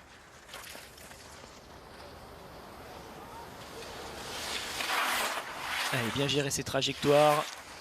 On peut vite perdre 1 ou 2 secondes dans tous ces virages. Là, ça paye pas de mine, mais si vous en lâchez trop, c'est du temps qui peut être perdu bêtement. Est-ce qu'on va l'avoir sur l'intermédiaire? On va aller en direction de la ligne d'arrivée avec Iden Salo. Ce Finlandais lui aussi à 17 sur 20 pour aller chercher peut-être le top 15. Ben non, mais mieux, regardez, il peut aller chercher le chrono de Strello, l'Allemand, pour aller chercher une place peut-être. Oui, en revanche, à l'issue de cette course et le passage de tous les biathlètes au-delà de la 15e place. Et Babikov est passé à l'intermédiaire des 19,7 km avec 9 secondes d'avance. Allez, il a perdu encore 5 secondes, mais ça a l'air de tenir face aux Norvégiens. Il en restera peut-être plus que 2 sur la ligne d'arrivée, mais ça devrait normalement basculer du bon côté si le Russe ne fait pas d'erreur là dans cette dernière ligne droite. Allez, il faut être capable là de remettre beaucoup de fréquence, du musculaire. Et ensuite, il y a la gestion pour gérer le dernier virage vers la droite qui vous emmène ensuite vers la ligne d'arrivée. Anton Babikov pour aller chercher la 2e victoire de sa carrière. Mais la première, ça nous semble il y a une éternité déjà. C'était en 2016 sur une poursuite à Östersund. Anton Babikov, lui qui a connu un début de saison très compliqué. Il était en IBU Cup. Mais quelle réponse aujourd'hui et quel message fort envoyé sur cette dernière étape avant les Jeux Olympiques, avant de s'envoler pour Pékin. Anton Babikov avec le 20 sur 20 aujourd'hui. Pour l'instant, c'est le seul à avoir réussi cet exploit. Il va passer devant Tarjei-Bø. C'est pour l'instant lui qui la tient, cette victoire, avec presque 10 secondes d'avance sur le Norvégien. Chapeau, félicitations. Vraiment félicitations parce que celle-ci, il est allé la chercher avec de la volonté. Et quand on a envie, quand on y croit et qu'on croit en ses chances, ben, il nous l'a prouvé. On peut faire de très belles choses. Allez, Philippe Andersen, pourquoi pas créer la surprise pour la Norvège, mais non, lui aussi passe à côté de ce premier debout qui est toujours aussi dur. On retrouve notre outsider dont je parlais tout à l'heure, Benjamin Weger, qu'il faudra surveiller lors des Jeux Olympiques. Ça pourrait ressortir avec un 18 sur 20. Aux alentours des positions des Français. Dans le dernier tour, Simon est actuellement 5e. Fabien est actuellement 7e. Et on attend le passage d'Emilien, mais il avait l'air un peu moins bien sur les skis. Le plein pour Benjamin Weger qui signe donc aujourd'hui un 18 sur 20 et puis on l'a suivi en double fenêtre. C'est un plein également pour Eric Perrault. C'était sur le 3e tir. Eric est sorti 39e. Oui, Eric, il est vraiment toujours sur cette phase de découverte, d'apprentissage de la Coupe du Monde. Là, on est sur des formats de course qui sont très longs pour lui, qui est jeune hein, par rapport à tous ces biathlètes qui ont des heures et des années d'entraînement de plus que lui. Donc c'est pas simple de gérer son effort, mais pour l'instant, il s'en sort plutôt bien. Allez, Fabien. Il se bat pour essayer de terminer dans le top 5. Il est 6e actuellement et il est à la bagarre avec Emilien et Simon. Ils se tiennent tous les 3 en 10 secondes. Tous les 3 en 10 secondes alors que Fabien Claude vient de passer à cet intermédiaire donc en 6e position. C'est prometteur, hein, vous l'aurez compris. Les Français pour terminer tous les 3 dans le top 10 voire mieux aujourd'hui à l'issue de cette course, cet individuel qui est un format très long et très douloureux pour les corps. Et bien pour l'instant les Français sont en train de s'en sortir très bien. Demain ce sera évidemment au tour des Françaises de disputer cette course. On sera ensemble dès 13h. 17 sur 20 ça a été le score aujourd'hui derrière la carabine pour Fabien Claude. Alors ça va donner quoi avec toute sa puissance là sur la piste pour aller chercher le chrono d'Alexander Loginov et terminer 5e. Il y avait peut-être un match hein, face à Antonin. On n'est pas au courant de tout ce qui se passe en équipe de France pour les sélections, mais il y avait peut-être un match face à Antonin pour la place sur l'individuel lors des Jeux Olympiques. Fabien aujourd'hui est à 17, il va faire une course intéressante. Et il sera devant Antonin Guigona, mais à quelle place sur cette ligne d'arrivée? Eh bien la 6e position, comme il l'était tout à l'heure au dernier intermédiaire. 6e provisoire en attendant ses coéquipiers, Emilien Jacquelin et Simon Détieux. Un autre de ses coéquipiers, lui, est sur le pas de tir, c'est Quentin Fillon-Maillet.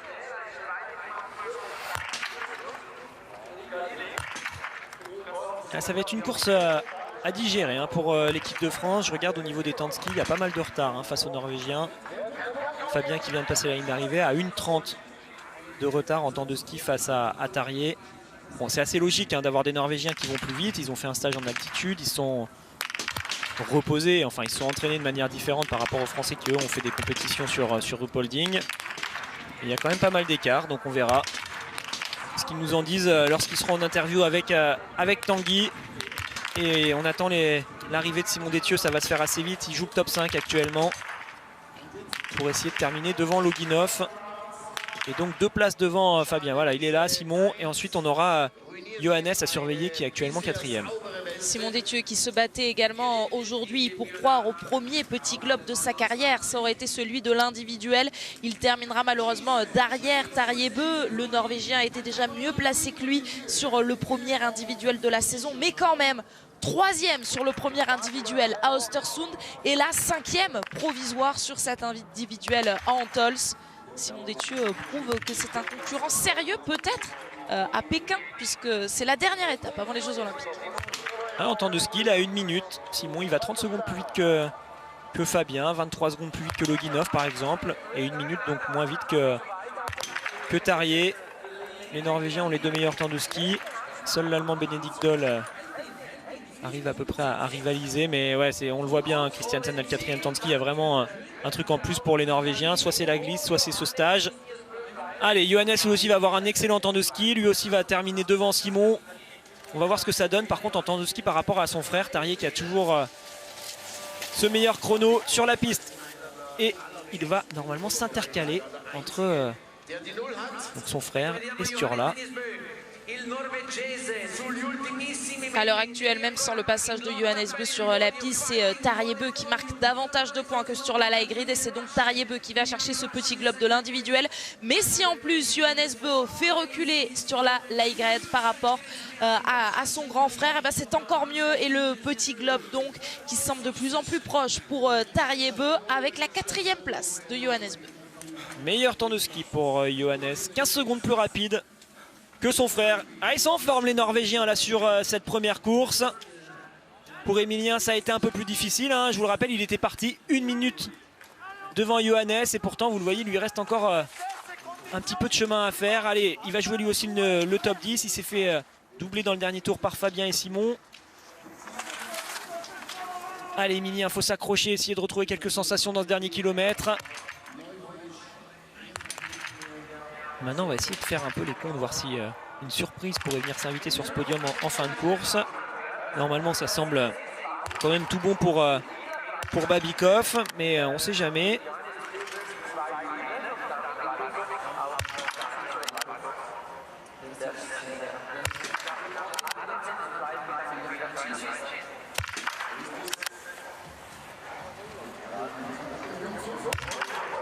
Mikita Labasto, le Biélorusse qu'on a vu beaucoup sur le relais la semaine dernière à Ruhpolding, et donc à 14 sur 20 on va suivre sa sortie du pas de tir, mais lui il va chercher la ligne d'arrivée. Il s'agit d'Emilien Jacquelin pour aller chercher un top 10 ou mieux. Est-ce qu'il sera devant Fabien Claude? Non, il sera juste derrière, peut-être devant l'américain Paul Schomer. Là aussi ça va être dur, mais devant Benedikt Doll cette fois c'est fait.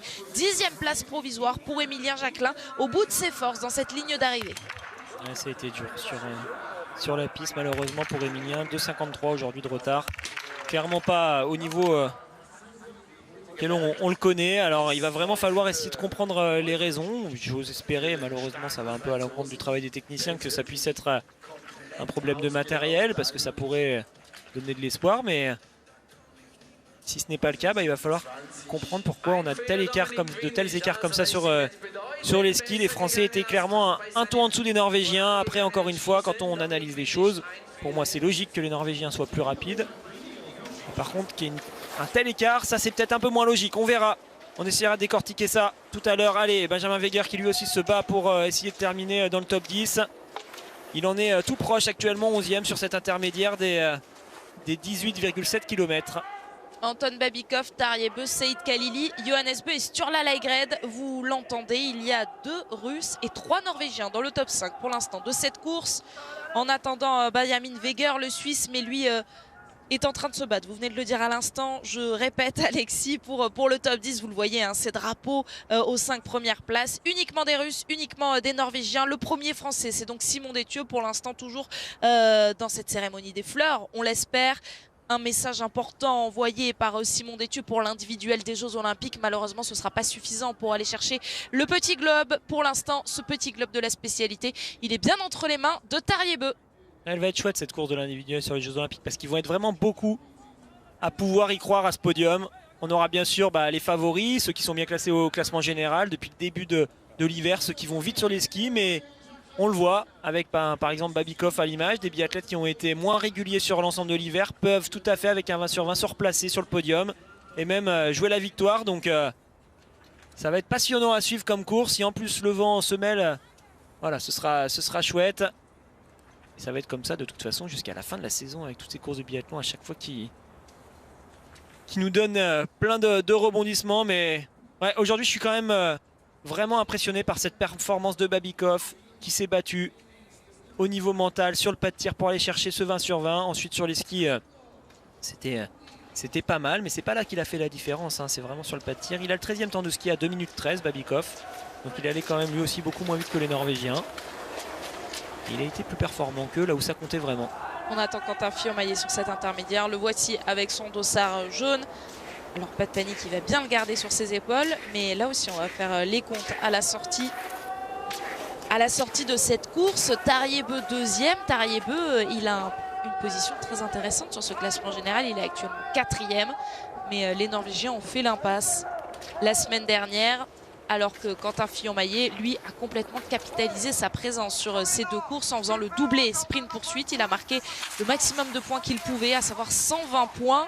Une victoire valant 60 points, vous le savez désormais. Quentin Fillon-Maillet qui est pour l'instant donc intouchable sur ce classement général. Mais attention, on va faire tous les calculs lors du débrief. Soyez là, on sera en plateau avec Mesut Benterki et Marie-Laure Brunet. Ça nous amènera jusqu'à l'équipe de Greg, horaire inhabituel aujourd'hui, 16h45. Pourquoi? Parce que c'est une grande soirée Coupe d'Espagne qui vous attend sur la chaîne L'équipe dès 18h55 avec les 8e de finale de cette Coupe d'Espagne. On verra notamment le Real Madrid de Karim Benzema. Benjamin Weger pour aller chercher le top 10 sur cette ligne d'arrivée. Pour l'instant, il était 11e au précédent intermédiaire. Ouais, ça va être difficile pour lui de repasser devant Schomer qui fait une sacrée course, l'américain. Alors, qu'est-ce que ça va donner? Ça peut vite passer de la 11e à la 15e place, hein. C'est assez serré quand même. La 11e place de Bénédicte Doll. Est-ce que Benjamin Weger est capable d'aller la chercher? Oui, il le fait. Benjamin Weger aux portes de ce top 10. Il est désormais 11e. Et c'est toujours Émilien Jacquelin donc, qui est 10e. Toujours 3 tricolores aux 10 premières places. Simon Détieux 6e. Fabien Claude 8e. Et Émilien Jacquelin 10e. Ouais, je le disais, Paul Schomer 9e. Faire une sacrée performance. Philippe Andersen. Les Norvégiens aujourd'hui vont vite. Est-ce qu'il est capable d'aller aussi vite que ses compatriotes? J'ai l'impression que ça skie un peu moins vite quand même. Mais avec un 18 sur 20, ça aurait pu encore faire des choses intéressantes. Là, il va reprendre une minute. Donc là, normalement, pour lui, on devrait vraiment avoir un poste de remplaçant sur ces Jeux Olympiques. Ce serait surprenant de le voir faire une course, mais on attendra de voir quand même. Allez, Quentin, c'est important pour lui, mine de rien, de marquer des points sur cette course parce que les Norvégiens ont fait l'impasse la semaine dernière. S'il marque 0 points sur cette course, bah forcément, c'est la double peine. Les Norvégiens sont reposés, préparés et en plus, finalement, ils annulent leur impasse. Mais là, Quentin, qui va normalement aller terminer dans le top 20, va quand même faire une opération intéressante pour le classement général, même si bien sûr, on aurait aimé le voir un petit peu mieux classé. Il arrive à limiter les dégâts aujourd'hui, Quentin. Terminé dans le top 20, ça équivaut justement à une vingtaine de points marqués au général. Je vous donnerai très précisément le nombre de points que peut marquer Quentin Fillon-Maillet une fois qu'il aura passé cette ligne d'arrivée. C'est la question désormais, à quelle place exactement il va se trouver. Il est 18e, il y a Iden Salo qui est 8 secondes devant lui au dernier intermédiaire, donc c'est compliqué quand même de reprendre 8 secondes comme ça. Et donc normalement il devrait se mettre entre Iden Salo et Strelov, c'est-à-dire 18e. Une 18e position pour aller chercher 23 points au classement général avec un 15 sur 20 aujourd'hui. Quentin Fillon-Maillet limite la casse avec cette 18e place. On fait les comptes évidemment juste après cette course et puis on vivra cette cérémonie des fleurs. C'est pas fini en plus, regardez, c'est le dossard 96 qui est là. Simon Détieux pour l'instant 6e meilleur français. On va écouter tout ce beau monde également. Bref, vous l'aurez compris, je suis en train de lancer une pub. À tout de suite.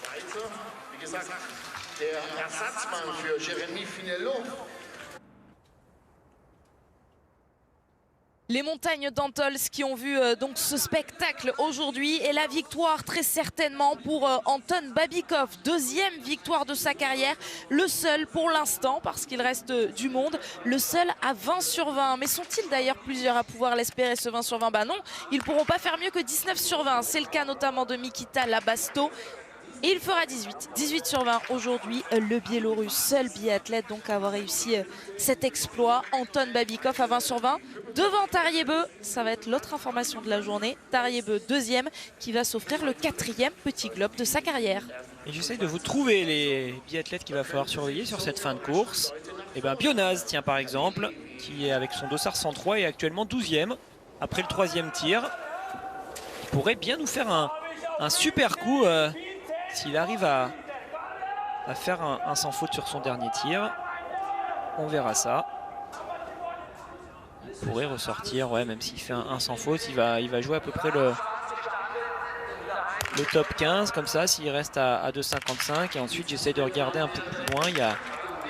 Il y a plus grand monde qui pourrait vraiment inquiéter le podium actuel. Normalement ça devrait rester comme ça. Donc Bionaz à surveiller. Là c'est toujours intéressant, un jeune biathlète. Donc c'est bien de le voir se comporter sur un pas de tir. Et je vous ai menti, il y avait une possibilité d'aller faire un 20 sur 20. C'était le cas de ce Suédois Stegmar, mais pour être très honnête, il n'apparaissait pas en haut de mes tablettes puisqu'il vient de sortir avec beaucoup de retard et un 17 sur 20 au total puisqu'il a craqué sur ce dernier tir. Alors moi Stegmar il m'est annoncé à la sortie du 3e tir et il m'est annoncé là, ok, à la sortie du 4e tir en même temps. Je ne sais pas ce qui s'est passé sur les tablettes. Ça y est, ils ont rectifié, ils l'ont enlevé du 3e tir pour le remettre dans le 4e tir. C'est bien ça. Et donc Bionaz avec le dossard 103, lui, normalement, il n'est pas passé sur ce dossard debout vu que le 79 vient de ressortir. Donc je parlais du dossard 103, il y a également le dossard 80 qu'on peut revoir, la Batso, qui lui a déjà tiré, donc il est 24e. On va le suivre dans le dernier tour. Le dossard 96 de Stadler, le Suisse qui lui n'a pas encore tiré par contre. Et en attendant de voir tous ces biathlètes sous votre contrôle, Alexis, je vous propose d'aller en zone mixte. Fabien Claude est avec Tanguy Kerouas et Pierre Esquer pour la première réaction française de cette course. Oui, Fabien qui est pour l'instant 8e, qui est en train de regarder les analytics pour savoir qui pourrait lui passer devant. C'est ça que vous étiez en train de regarder? Ouais, c'est ça. C'est vrai que je suis parti dans les premiers dossards, donc c'est sûr, il y a encore sans doute du monde qui va matcher pour le top 10. Donc sur un individuel, c'est vrai que il faut toujours attendre jusqu'à la fin, quoi. Ça fait, malgré des erreurs sur le pas de tir, une course très correcte si ça se maintient dans le top 10. On le voit, c'était compliqué, on voit vos cheveux là qui bougent un peu. Il y avait du vent, parfois de la droite, parfois de la gauche, pas facile aujourd'hui. Ouais, pas facile, mais j'essaie vraiment de le prendre comme une répétition générale avant les Jeux parce qu'on est en altitude, il y a du vent, je pense qu'on aura sans doute plus de vent là-bas. Et aujourd'hui, je l'ai vraiment bien abordé. Après, c'était vraiment un combat parce que c'était hyper dur sur la piste. On a tendance tout de suite à croire qu'on n'est pas bien, etc. Et finalement, quand je discute avec tout le monde, que ce soit Simon, tout le monde a vraiment galéré. Il y a Johannes qui nous a mis une belle pilule. Mais finalement, je crois que ça match dans le gros du paquet. Je dois avoir vers le 10e temps ski. Donc rien d'alarmant. Et j'ai plus envie de dire aujourd'hui, je crois qu'il fallait vraiment se battre tout au long de la piste et au tir parce que je me suis quand même bien replacé sur mon dernier tir avec le plein, quoi. Ouais, c'est ça, 10e temps de ski à 1 minute 45 de Johannes. On voit que c'est Johannes Beu, Tariebeu, ensuite on a Sturla Laegrid 4e, il y a Quentin qui s'est intercalé sur les temps de ski. Sont impressionnants aujourd'hui. C'est la glisse ou la semaine de repos à votre avis? Je pense que clairement ils ont choisi de faire une impasse. Ils sont allés en altitude la semaine dernière, donc il n'y a pas de secret. Quand on a 3 jours d'acclimatation ou quand ça fait 10 jours qu'on y est, forcément les organismes répondent mieux. Donc voilà, moi j'ai envie de dire, on verra qui aura raison au mois de février. Nous on a joué à fond pour la Coupe du Monde aussi, on a envie de faire des courses. Après c'est sûr, ce sera peut-être eux qui auront le choix payant, mais ça on le saura que plus tard. Et en tout cas nous on n'aura rien à regretter parce qu'on aura fait à fond toute la saison, quoi. Merci Fabien. Le rendez-vous est pris, on retrouvera donc tous ces biathlètes sur désormais, la prochaine étape, ce sera pas une étape de Coupe du Monde, ce sera les Jeux Olympiques à Pékin. Avant ça, on est quand même ensemble jusqu'à dimanche, hein. Retenez-le bien, avec des relais, l'individuel féminine dès demain, et puis l'individuel féminin, pardon, les relais, donc, et puis les mass start. Il y a un garçon qui peut aller chercher le 19 sur 20, mais vous l'aurez compris, il ne sera pas dangereux. En plus, il fait une faute.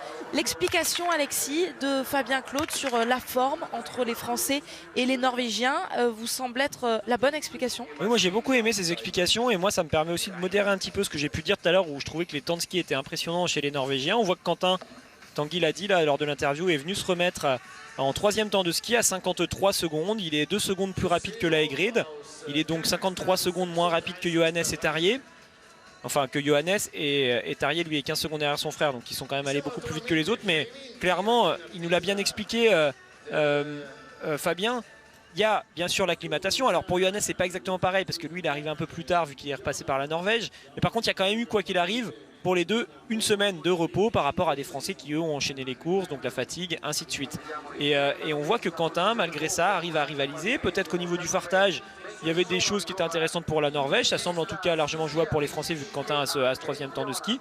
C'est plus finalement Emilien qui, lui, se retrouve assez loin. Et ça c'est plus difficile à expliquer. Il nous avait déjà dit la semaine dernière qu'il commençait à être fatigué. Là ça se confirme encore. 29e temps de ski, loin derrière ses compatriotes. C'est plus là qu'il y a de l'inquiétude. Le meilleur Français sur cette ligne d'arrivée, c'est Simon Détieux. Et il est avec vous, Tanguy et Pierre. Ouais, avec Simon, meilleur Français pour l'instant, 6e, ça fait une cérémonie des fleurs, mais l'important, il était sur le globe plutôt aujourd'hui, et Tarjei Bø et sur la Laegrid finissent devant vous. C'est ça, c'était l'objectif un peu de la journée. Alors, j'en ai pas pensé du tout à ça pendant la course. Surtout que j'ai été assez rapidement un petit peu autour de la 20e place après les 3 premiers tirs. Je me suis accroché à des belles choses. C'est un individuel qui est difficile, qui est compliqué ici avec l'altitude et un profil qui ne me laisse pas de répit en fait. Il faut être actif beaucoup et c'est un vrai combat contre soi-même cet individuel-là. Alors, au final, ça fait un beau résultat. Je me suis bien tiré, je dirais, avec ce dernier debout et je ressors assez bien placé. Mais voilà, il y a des petites choses où je reste un petit peu sur ma faim sur les 3 premiers tirs avec une erreur à chaque tir. Alors vous le savez, sur la Coupe du Monde, il y a des micros partout. On a senti, on a entendu la frustration après le premier raté sur le premier tir. Il y a un petit mot qui a volé. C'est très frustrant l'indiv quand ça commence comme ça par une minute qui s'échappe un peu bêtement, on a envie de dire. Ça s'entend tant que ça. Ça s'entend.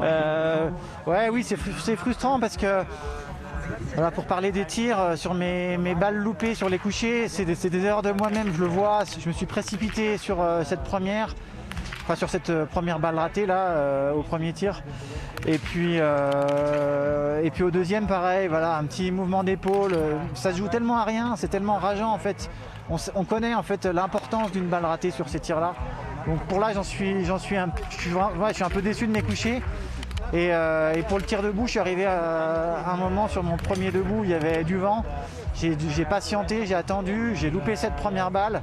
Après, petit à petit, ça s'est un petit peu calmé, mais j'étais déçu de ne pas avoir eu la chance d'avoir moins de vent sur tout mon tir, quoi. Merci Simon. Et du vent, il y en a un qui vient d'en avoir, c'est Didier Bionaz. Vous l'avez vu à gauche de votre écran, 3 erreurs sur ce tir, mais le pauvre, il n'a pas été verni sur les conditions. C'est exactement ce qu'expliquait Simon, il n'a pas eu de chance. Vraiment Didier Bionaz, là c'est dommage parce qu'il avait construit une super course pour aller valider ça avec un top 15 ou même un top 10 sur ce dernier tir. Mais vous l'avez vu, des rafales dans tous les sens et là, clairement, on ne peut plus faire grand chose. Donc il a subi ça, 3 tours, enfin 3 pénalités. Et c'est complètement différent, c'est dommage, mais on le reverra normalement Didier Bionaz. En tout cas, c'était prometteur sur sa première partie de course. Les réactions qui s'enchaînent au micro de Tanguy et Pierre, cette fois, c'est le leader de la Coupe du Monde qui se présente à leur micro, Quentin Fillon-Maillet. Oui, leader de la Coupe du Monde qui a fait 5 fautes aujourd'hui, c'est beaucoup. Quentin, on a dit que c'était un pas de tir compliqué, qu'il y avait eu un peu du vent de partout, mais quand même on ne vous attendait pas à faire autant de fautes. Moi non plus, hein. Merci pour les encouragements. Non, ça a été toute la course à aller, mais c'est vrai que c'est deuxième tir couché, ça a été vraiment difficile. On a réglé sans vent, je me suis retrouvé dans des rafales avec un vent qui passait de droite-gauche. Impossible de savoir s'il fallait que je fasse des réglages pour mon tir. J'ouvre des balles, mais voilà, pas de solution à ce moment-là. Et ouais, ça a été vraiment frustrant parce que faut pas tomber dans une bonne au bon moment. Donc ça coûte vraiment cher. D'autant plus que le ski était correct. Les debout aussi, voilà, il n'y avait pas avec 2 fautes, ça pourrait jouer. Mais là, je sais peut-être qu'il y a des erreurs de ma part aussi. Mais voilà, il faut que je discute avec Patrick parce que vraiment incompréhensible ce tir. J'ai essayé de poser les choses, j'ai pris mon temps et ça passait pas quand même, donc pas bien compris. Ouais, ce qu'il faut expliquer, c'est que sur le premier tir, on vous voit rater la première balle, ensuite sortir la tête de la carabine, cliquer, ensuite vous mettez les balles. Ça veut dire que y a certains mouvements du vent qui étaient possibles d'anticiper aujourd'hui, puis parfois c'était assez compliqué. Pour en avoir été témoin, je l'ai bien vu aussi. Et les 2 balles sorties sur le tir 1 et le tir 5, c'est des balles qui viennent de ma part, hein, ça n'a pas été dû au vent. Mais le tir 3, il y a eu des incompréhensions par rapport au vent. On a réglé sans vent et il y avait un vent assez spécial qui passait droite-gauche. Et donc j'ai décidé d'y aller parce que la tendance était trop imprécise pour donner des réglages à la carabine. Et j'ai tiré et ça n'a pas passé. Donc je comprends pas trop parce que j'ai essayé vraiment de poser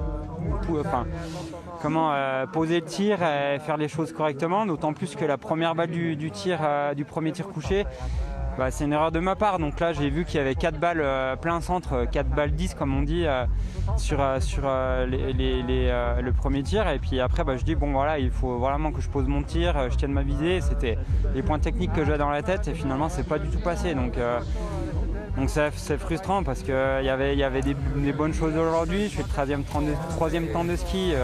Apparemment, c'est 50 secondes de Johannes Bø qui allait passer une semaine de repos en Norvège. Ouais.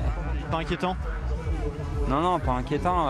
C'est sûr que nous, on enchaîne les courses depuis maintenant 3 semaines. Ils ont le temps de rentrer, se reposer ou se préparer. Je ne sais pas exactement quel était le programme chez eux. Donc non, je ne suis pas du tout inquiet pour le temps de ski.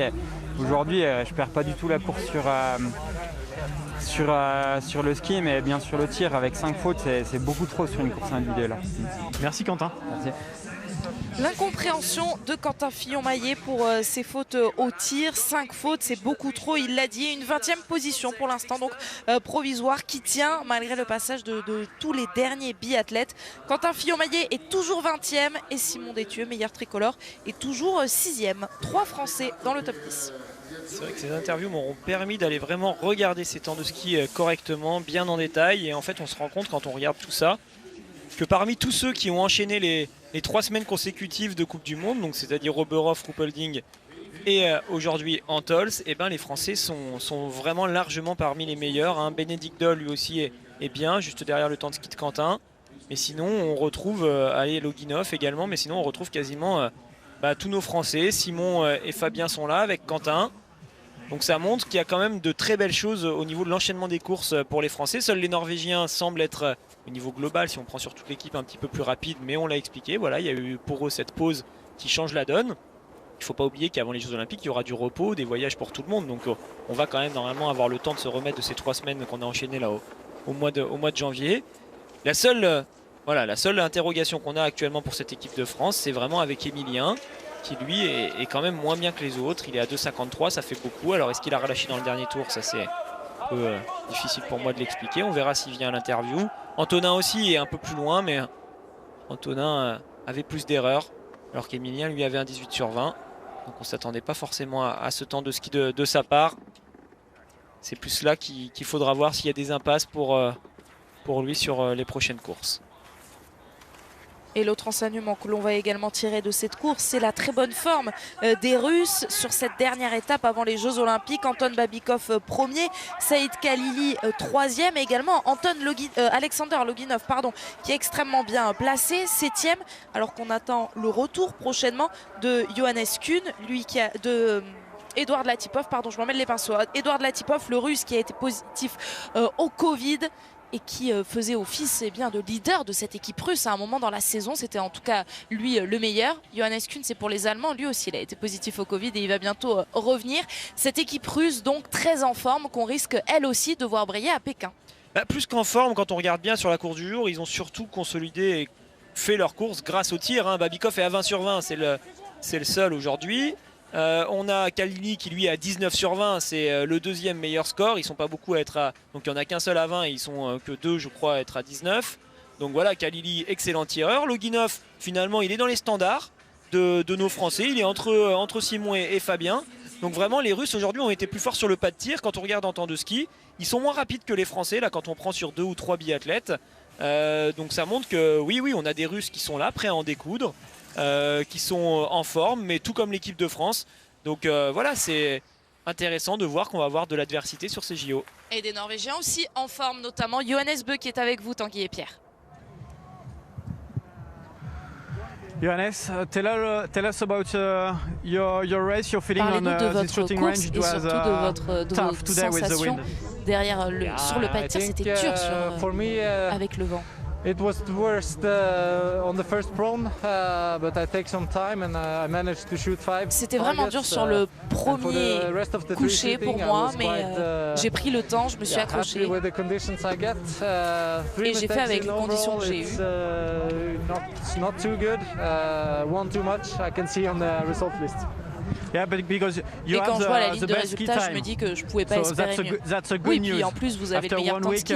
C'est plutôt une bonne nouvelle après une semaine à la maison. So happy on the skis today. Oui, j'étais vraiment content sur les skis aujourd'hui. I get the good feeling I've had Je me suis bien before, senti. Looks like my week home has been very good and Donc also il semblerait now que ma semaine à la maison ait vraiment été the bonne. main focus is the Olympic Games and this is what has been the big focus for the season. And Et maintenant, je suis entièrement consacré sur les Jeux Olympiques et mon principal objectif cette saison.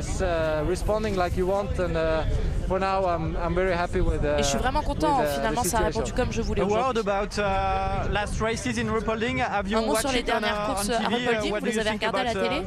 Quentin Qu'est-ce que Fillon-Maillet's vous avez pensé de performance? Quentin Fillon-Maillet? It was a really good performance. C'était vraiment de I très think belles his performances. sprint with Benedict Doll was quite impressive. C'était vraiment But the impressionnant rest le of sprint avec Benedict Doll. the level from third podium and down, it was not so impressive, I think. But Quentin did an amazing job there, and I think he secured his yellow bib. Et puis ensuite, during Quentin the a fait un Ruhpolding boulot weekend, incroyable. Il a vraiment it looks sécurisé son dossard Thank you, jaune. Johannes. Thank you. Johannes Bö, donc son regard toujours avisé, aiguisé et précieux sur ce classement général avec pour l'instant Quentin Fillon-Maillet qui est donc en tête de ce classement général. Lui qui a remporté le dossard jaune, le gros globe de cristal en tout cas la saison dernière. Et on enchaîne tout de suite avec Antonin Guigona, les biathlètes qui s'enchaînent à votre micro, Tanguy et Pierre. Ouais, Antonin, course compliquée. J'ai l'impression de faire la même interview avec beaucoup de Français. Il y a eu pas mal de fautes sur le pas de tir aujourd'hui. Ouais, c'est sûr, l'individuel, on n'en fait pas souvent, mais une minute de pénat à chaque balle manquée, on sait assez vite dans la course si on va jouer devant ou pas. Donc, ouais, 4 fautes aujourd'hui, moi ça me met loin. Et puis en plus, j'ai subi sur la piste, c'était dur, hein, c'est la 3e semaine, c'est la montée en altitude. Et voilà, je pense que c'est dur pour tout le monde, mais j'ai pas réussi à m'en sortir mieux que la moyenne, quoi. C'est une course qui vous replace pas dans la course aux Jeux Olympiques, qui vous replace pas non plus dans la course à la Mastart dimanche. Non. À la Mastart, il y a des chances parce que au général, c'est vachement serré et je vais sûrement me retrouver 26 ou 27. Et vu qu'il y a des gens devant qui font l'impasse, je vais sûrement rentrer dossard 25. Donc, c'est ce que j'espère en tout cas. On verra après une fois que le classement sera remis à jour. Nous aussi, on espère vous revoir d'ici la fin de la semaine en tout cas. Merci, c'est gentil. Merci Antonin. On suivra évidemment ce classement qu'on pourra vous donner dès aujourd'hui sur cette Mastart puisque ce sera la prochaine course individuelle. L'autre course, ce sera les relais. Mais le relais masculin, ce sera dimanche, alors que la Mastart homme, me semble-t-il, ce sera samedi. On s'en mêle un peu les pinceaux. Oui, c'est bien ça. La Mastart, ce sera bien samedi pour les garçons. Il était 28e avant la course. On sait que pas mal de biathlètes, donc, comme il l'a dit, ne sont pas là. Samuelson, on ne sait pas s'il fera ou pas, mais c'est la même chose pour la tip-off. On verra ce que ça donne. Normalement, Eric Lesser ne sera pas là. Il y aura quand même 2-3 biathlètes qui seront absents. Et ça risque de se jouer à 1 ou 2 places près pour Antonin sur cette mass start. On fera donc les comptes tout à l'heure une fois que le classement aura été annoncé à l'issue de cette course.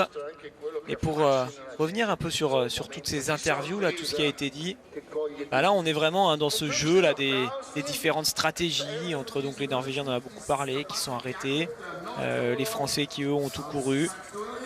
C'est vrai qu'on va avoir quand même pas mal de questions d'ici les Jeux Olympiques. On aura ensuite une mass start, donc finalement on n'aura plus cette course du sprint qui nous permet de vraiment voir les temps de ski de manière optimale. Alors qu'on voit pour l'Autrichien que cette course n'a pas été de tout repos.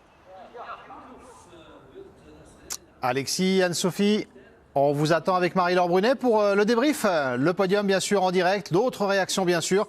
On reviendra sur les temps de ski supersoniques des frères Beu par rapport aux Français un petit peu en retrait sur la question. Et on décryptera avec vous le tir de Quentin Fillon-Maillet défaillant aujourd'hui. Ça nous emmènera jusqu'à 16h45 l'équipe de Greg. Et puis ce soir 18h50, grande soirée foot espagnol, 8e de finale de la Coupe du Roi avec le Real et le Barça au programme. A tout de suite.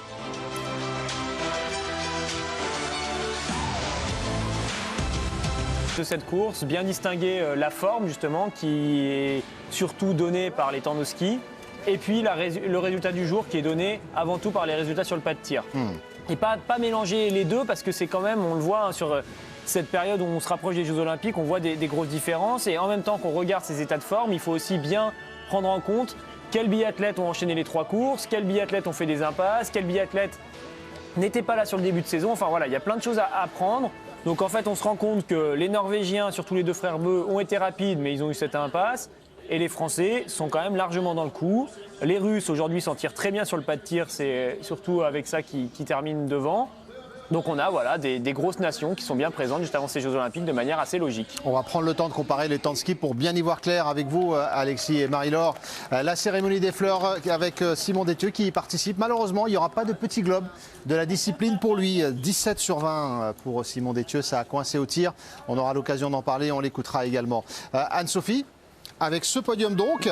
Et Saïd Khalili, à 23 ans, qui signe le premier podium de sa carrière. Il n'avait jamais fait mieux que 6e dans sa carrière, Saïd Khalili. C'était la saison dernière et c'était sur un individuel, justement, l'individuel des championnats du monde. Et cette fois, il est bien sur cette boîte. Juste derrière, donc, cet homme-là, Tarjei Bø, qui lui, avec cette 2e place sur l'individuel d'aujourd'hui, et la 2e place également sur l'individuel d'Östersund. 2e places donc sur ces 2 individuels de la saison. Il vient s'offrir le petit globe qui lui verra s'offrir dans quelques semaines, très certainement à la fin de la saison. Lui qui avait remporté le petit globe de la mass start, souvenez-vous, en toute fin de saison dernière. Et la victoire, elle est donc pour un Russe, 2 Russes et un Norvégien sur ce podium. Anton Babikov, qui n'était pas monté sur le podium, on vous l'a dit, depuis 2016. Depuis la saison 2016-2017. C'est le 3e podium de sa carrière, la 2e victoire après celle sur la poursuite d'Östersund en 2016. Il y a 6 ans, donc, Anton Babikov, à 30 ans, est de retour au plus haut niveau.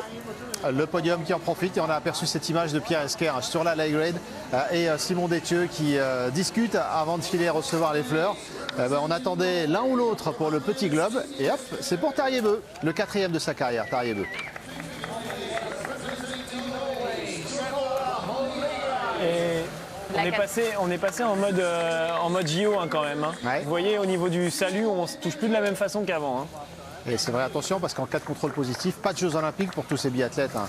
Johannes Bø qui est de retour, Anne-Sophie, ça aussi c'est l'information du jour. Hein.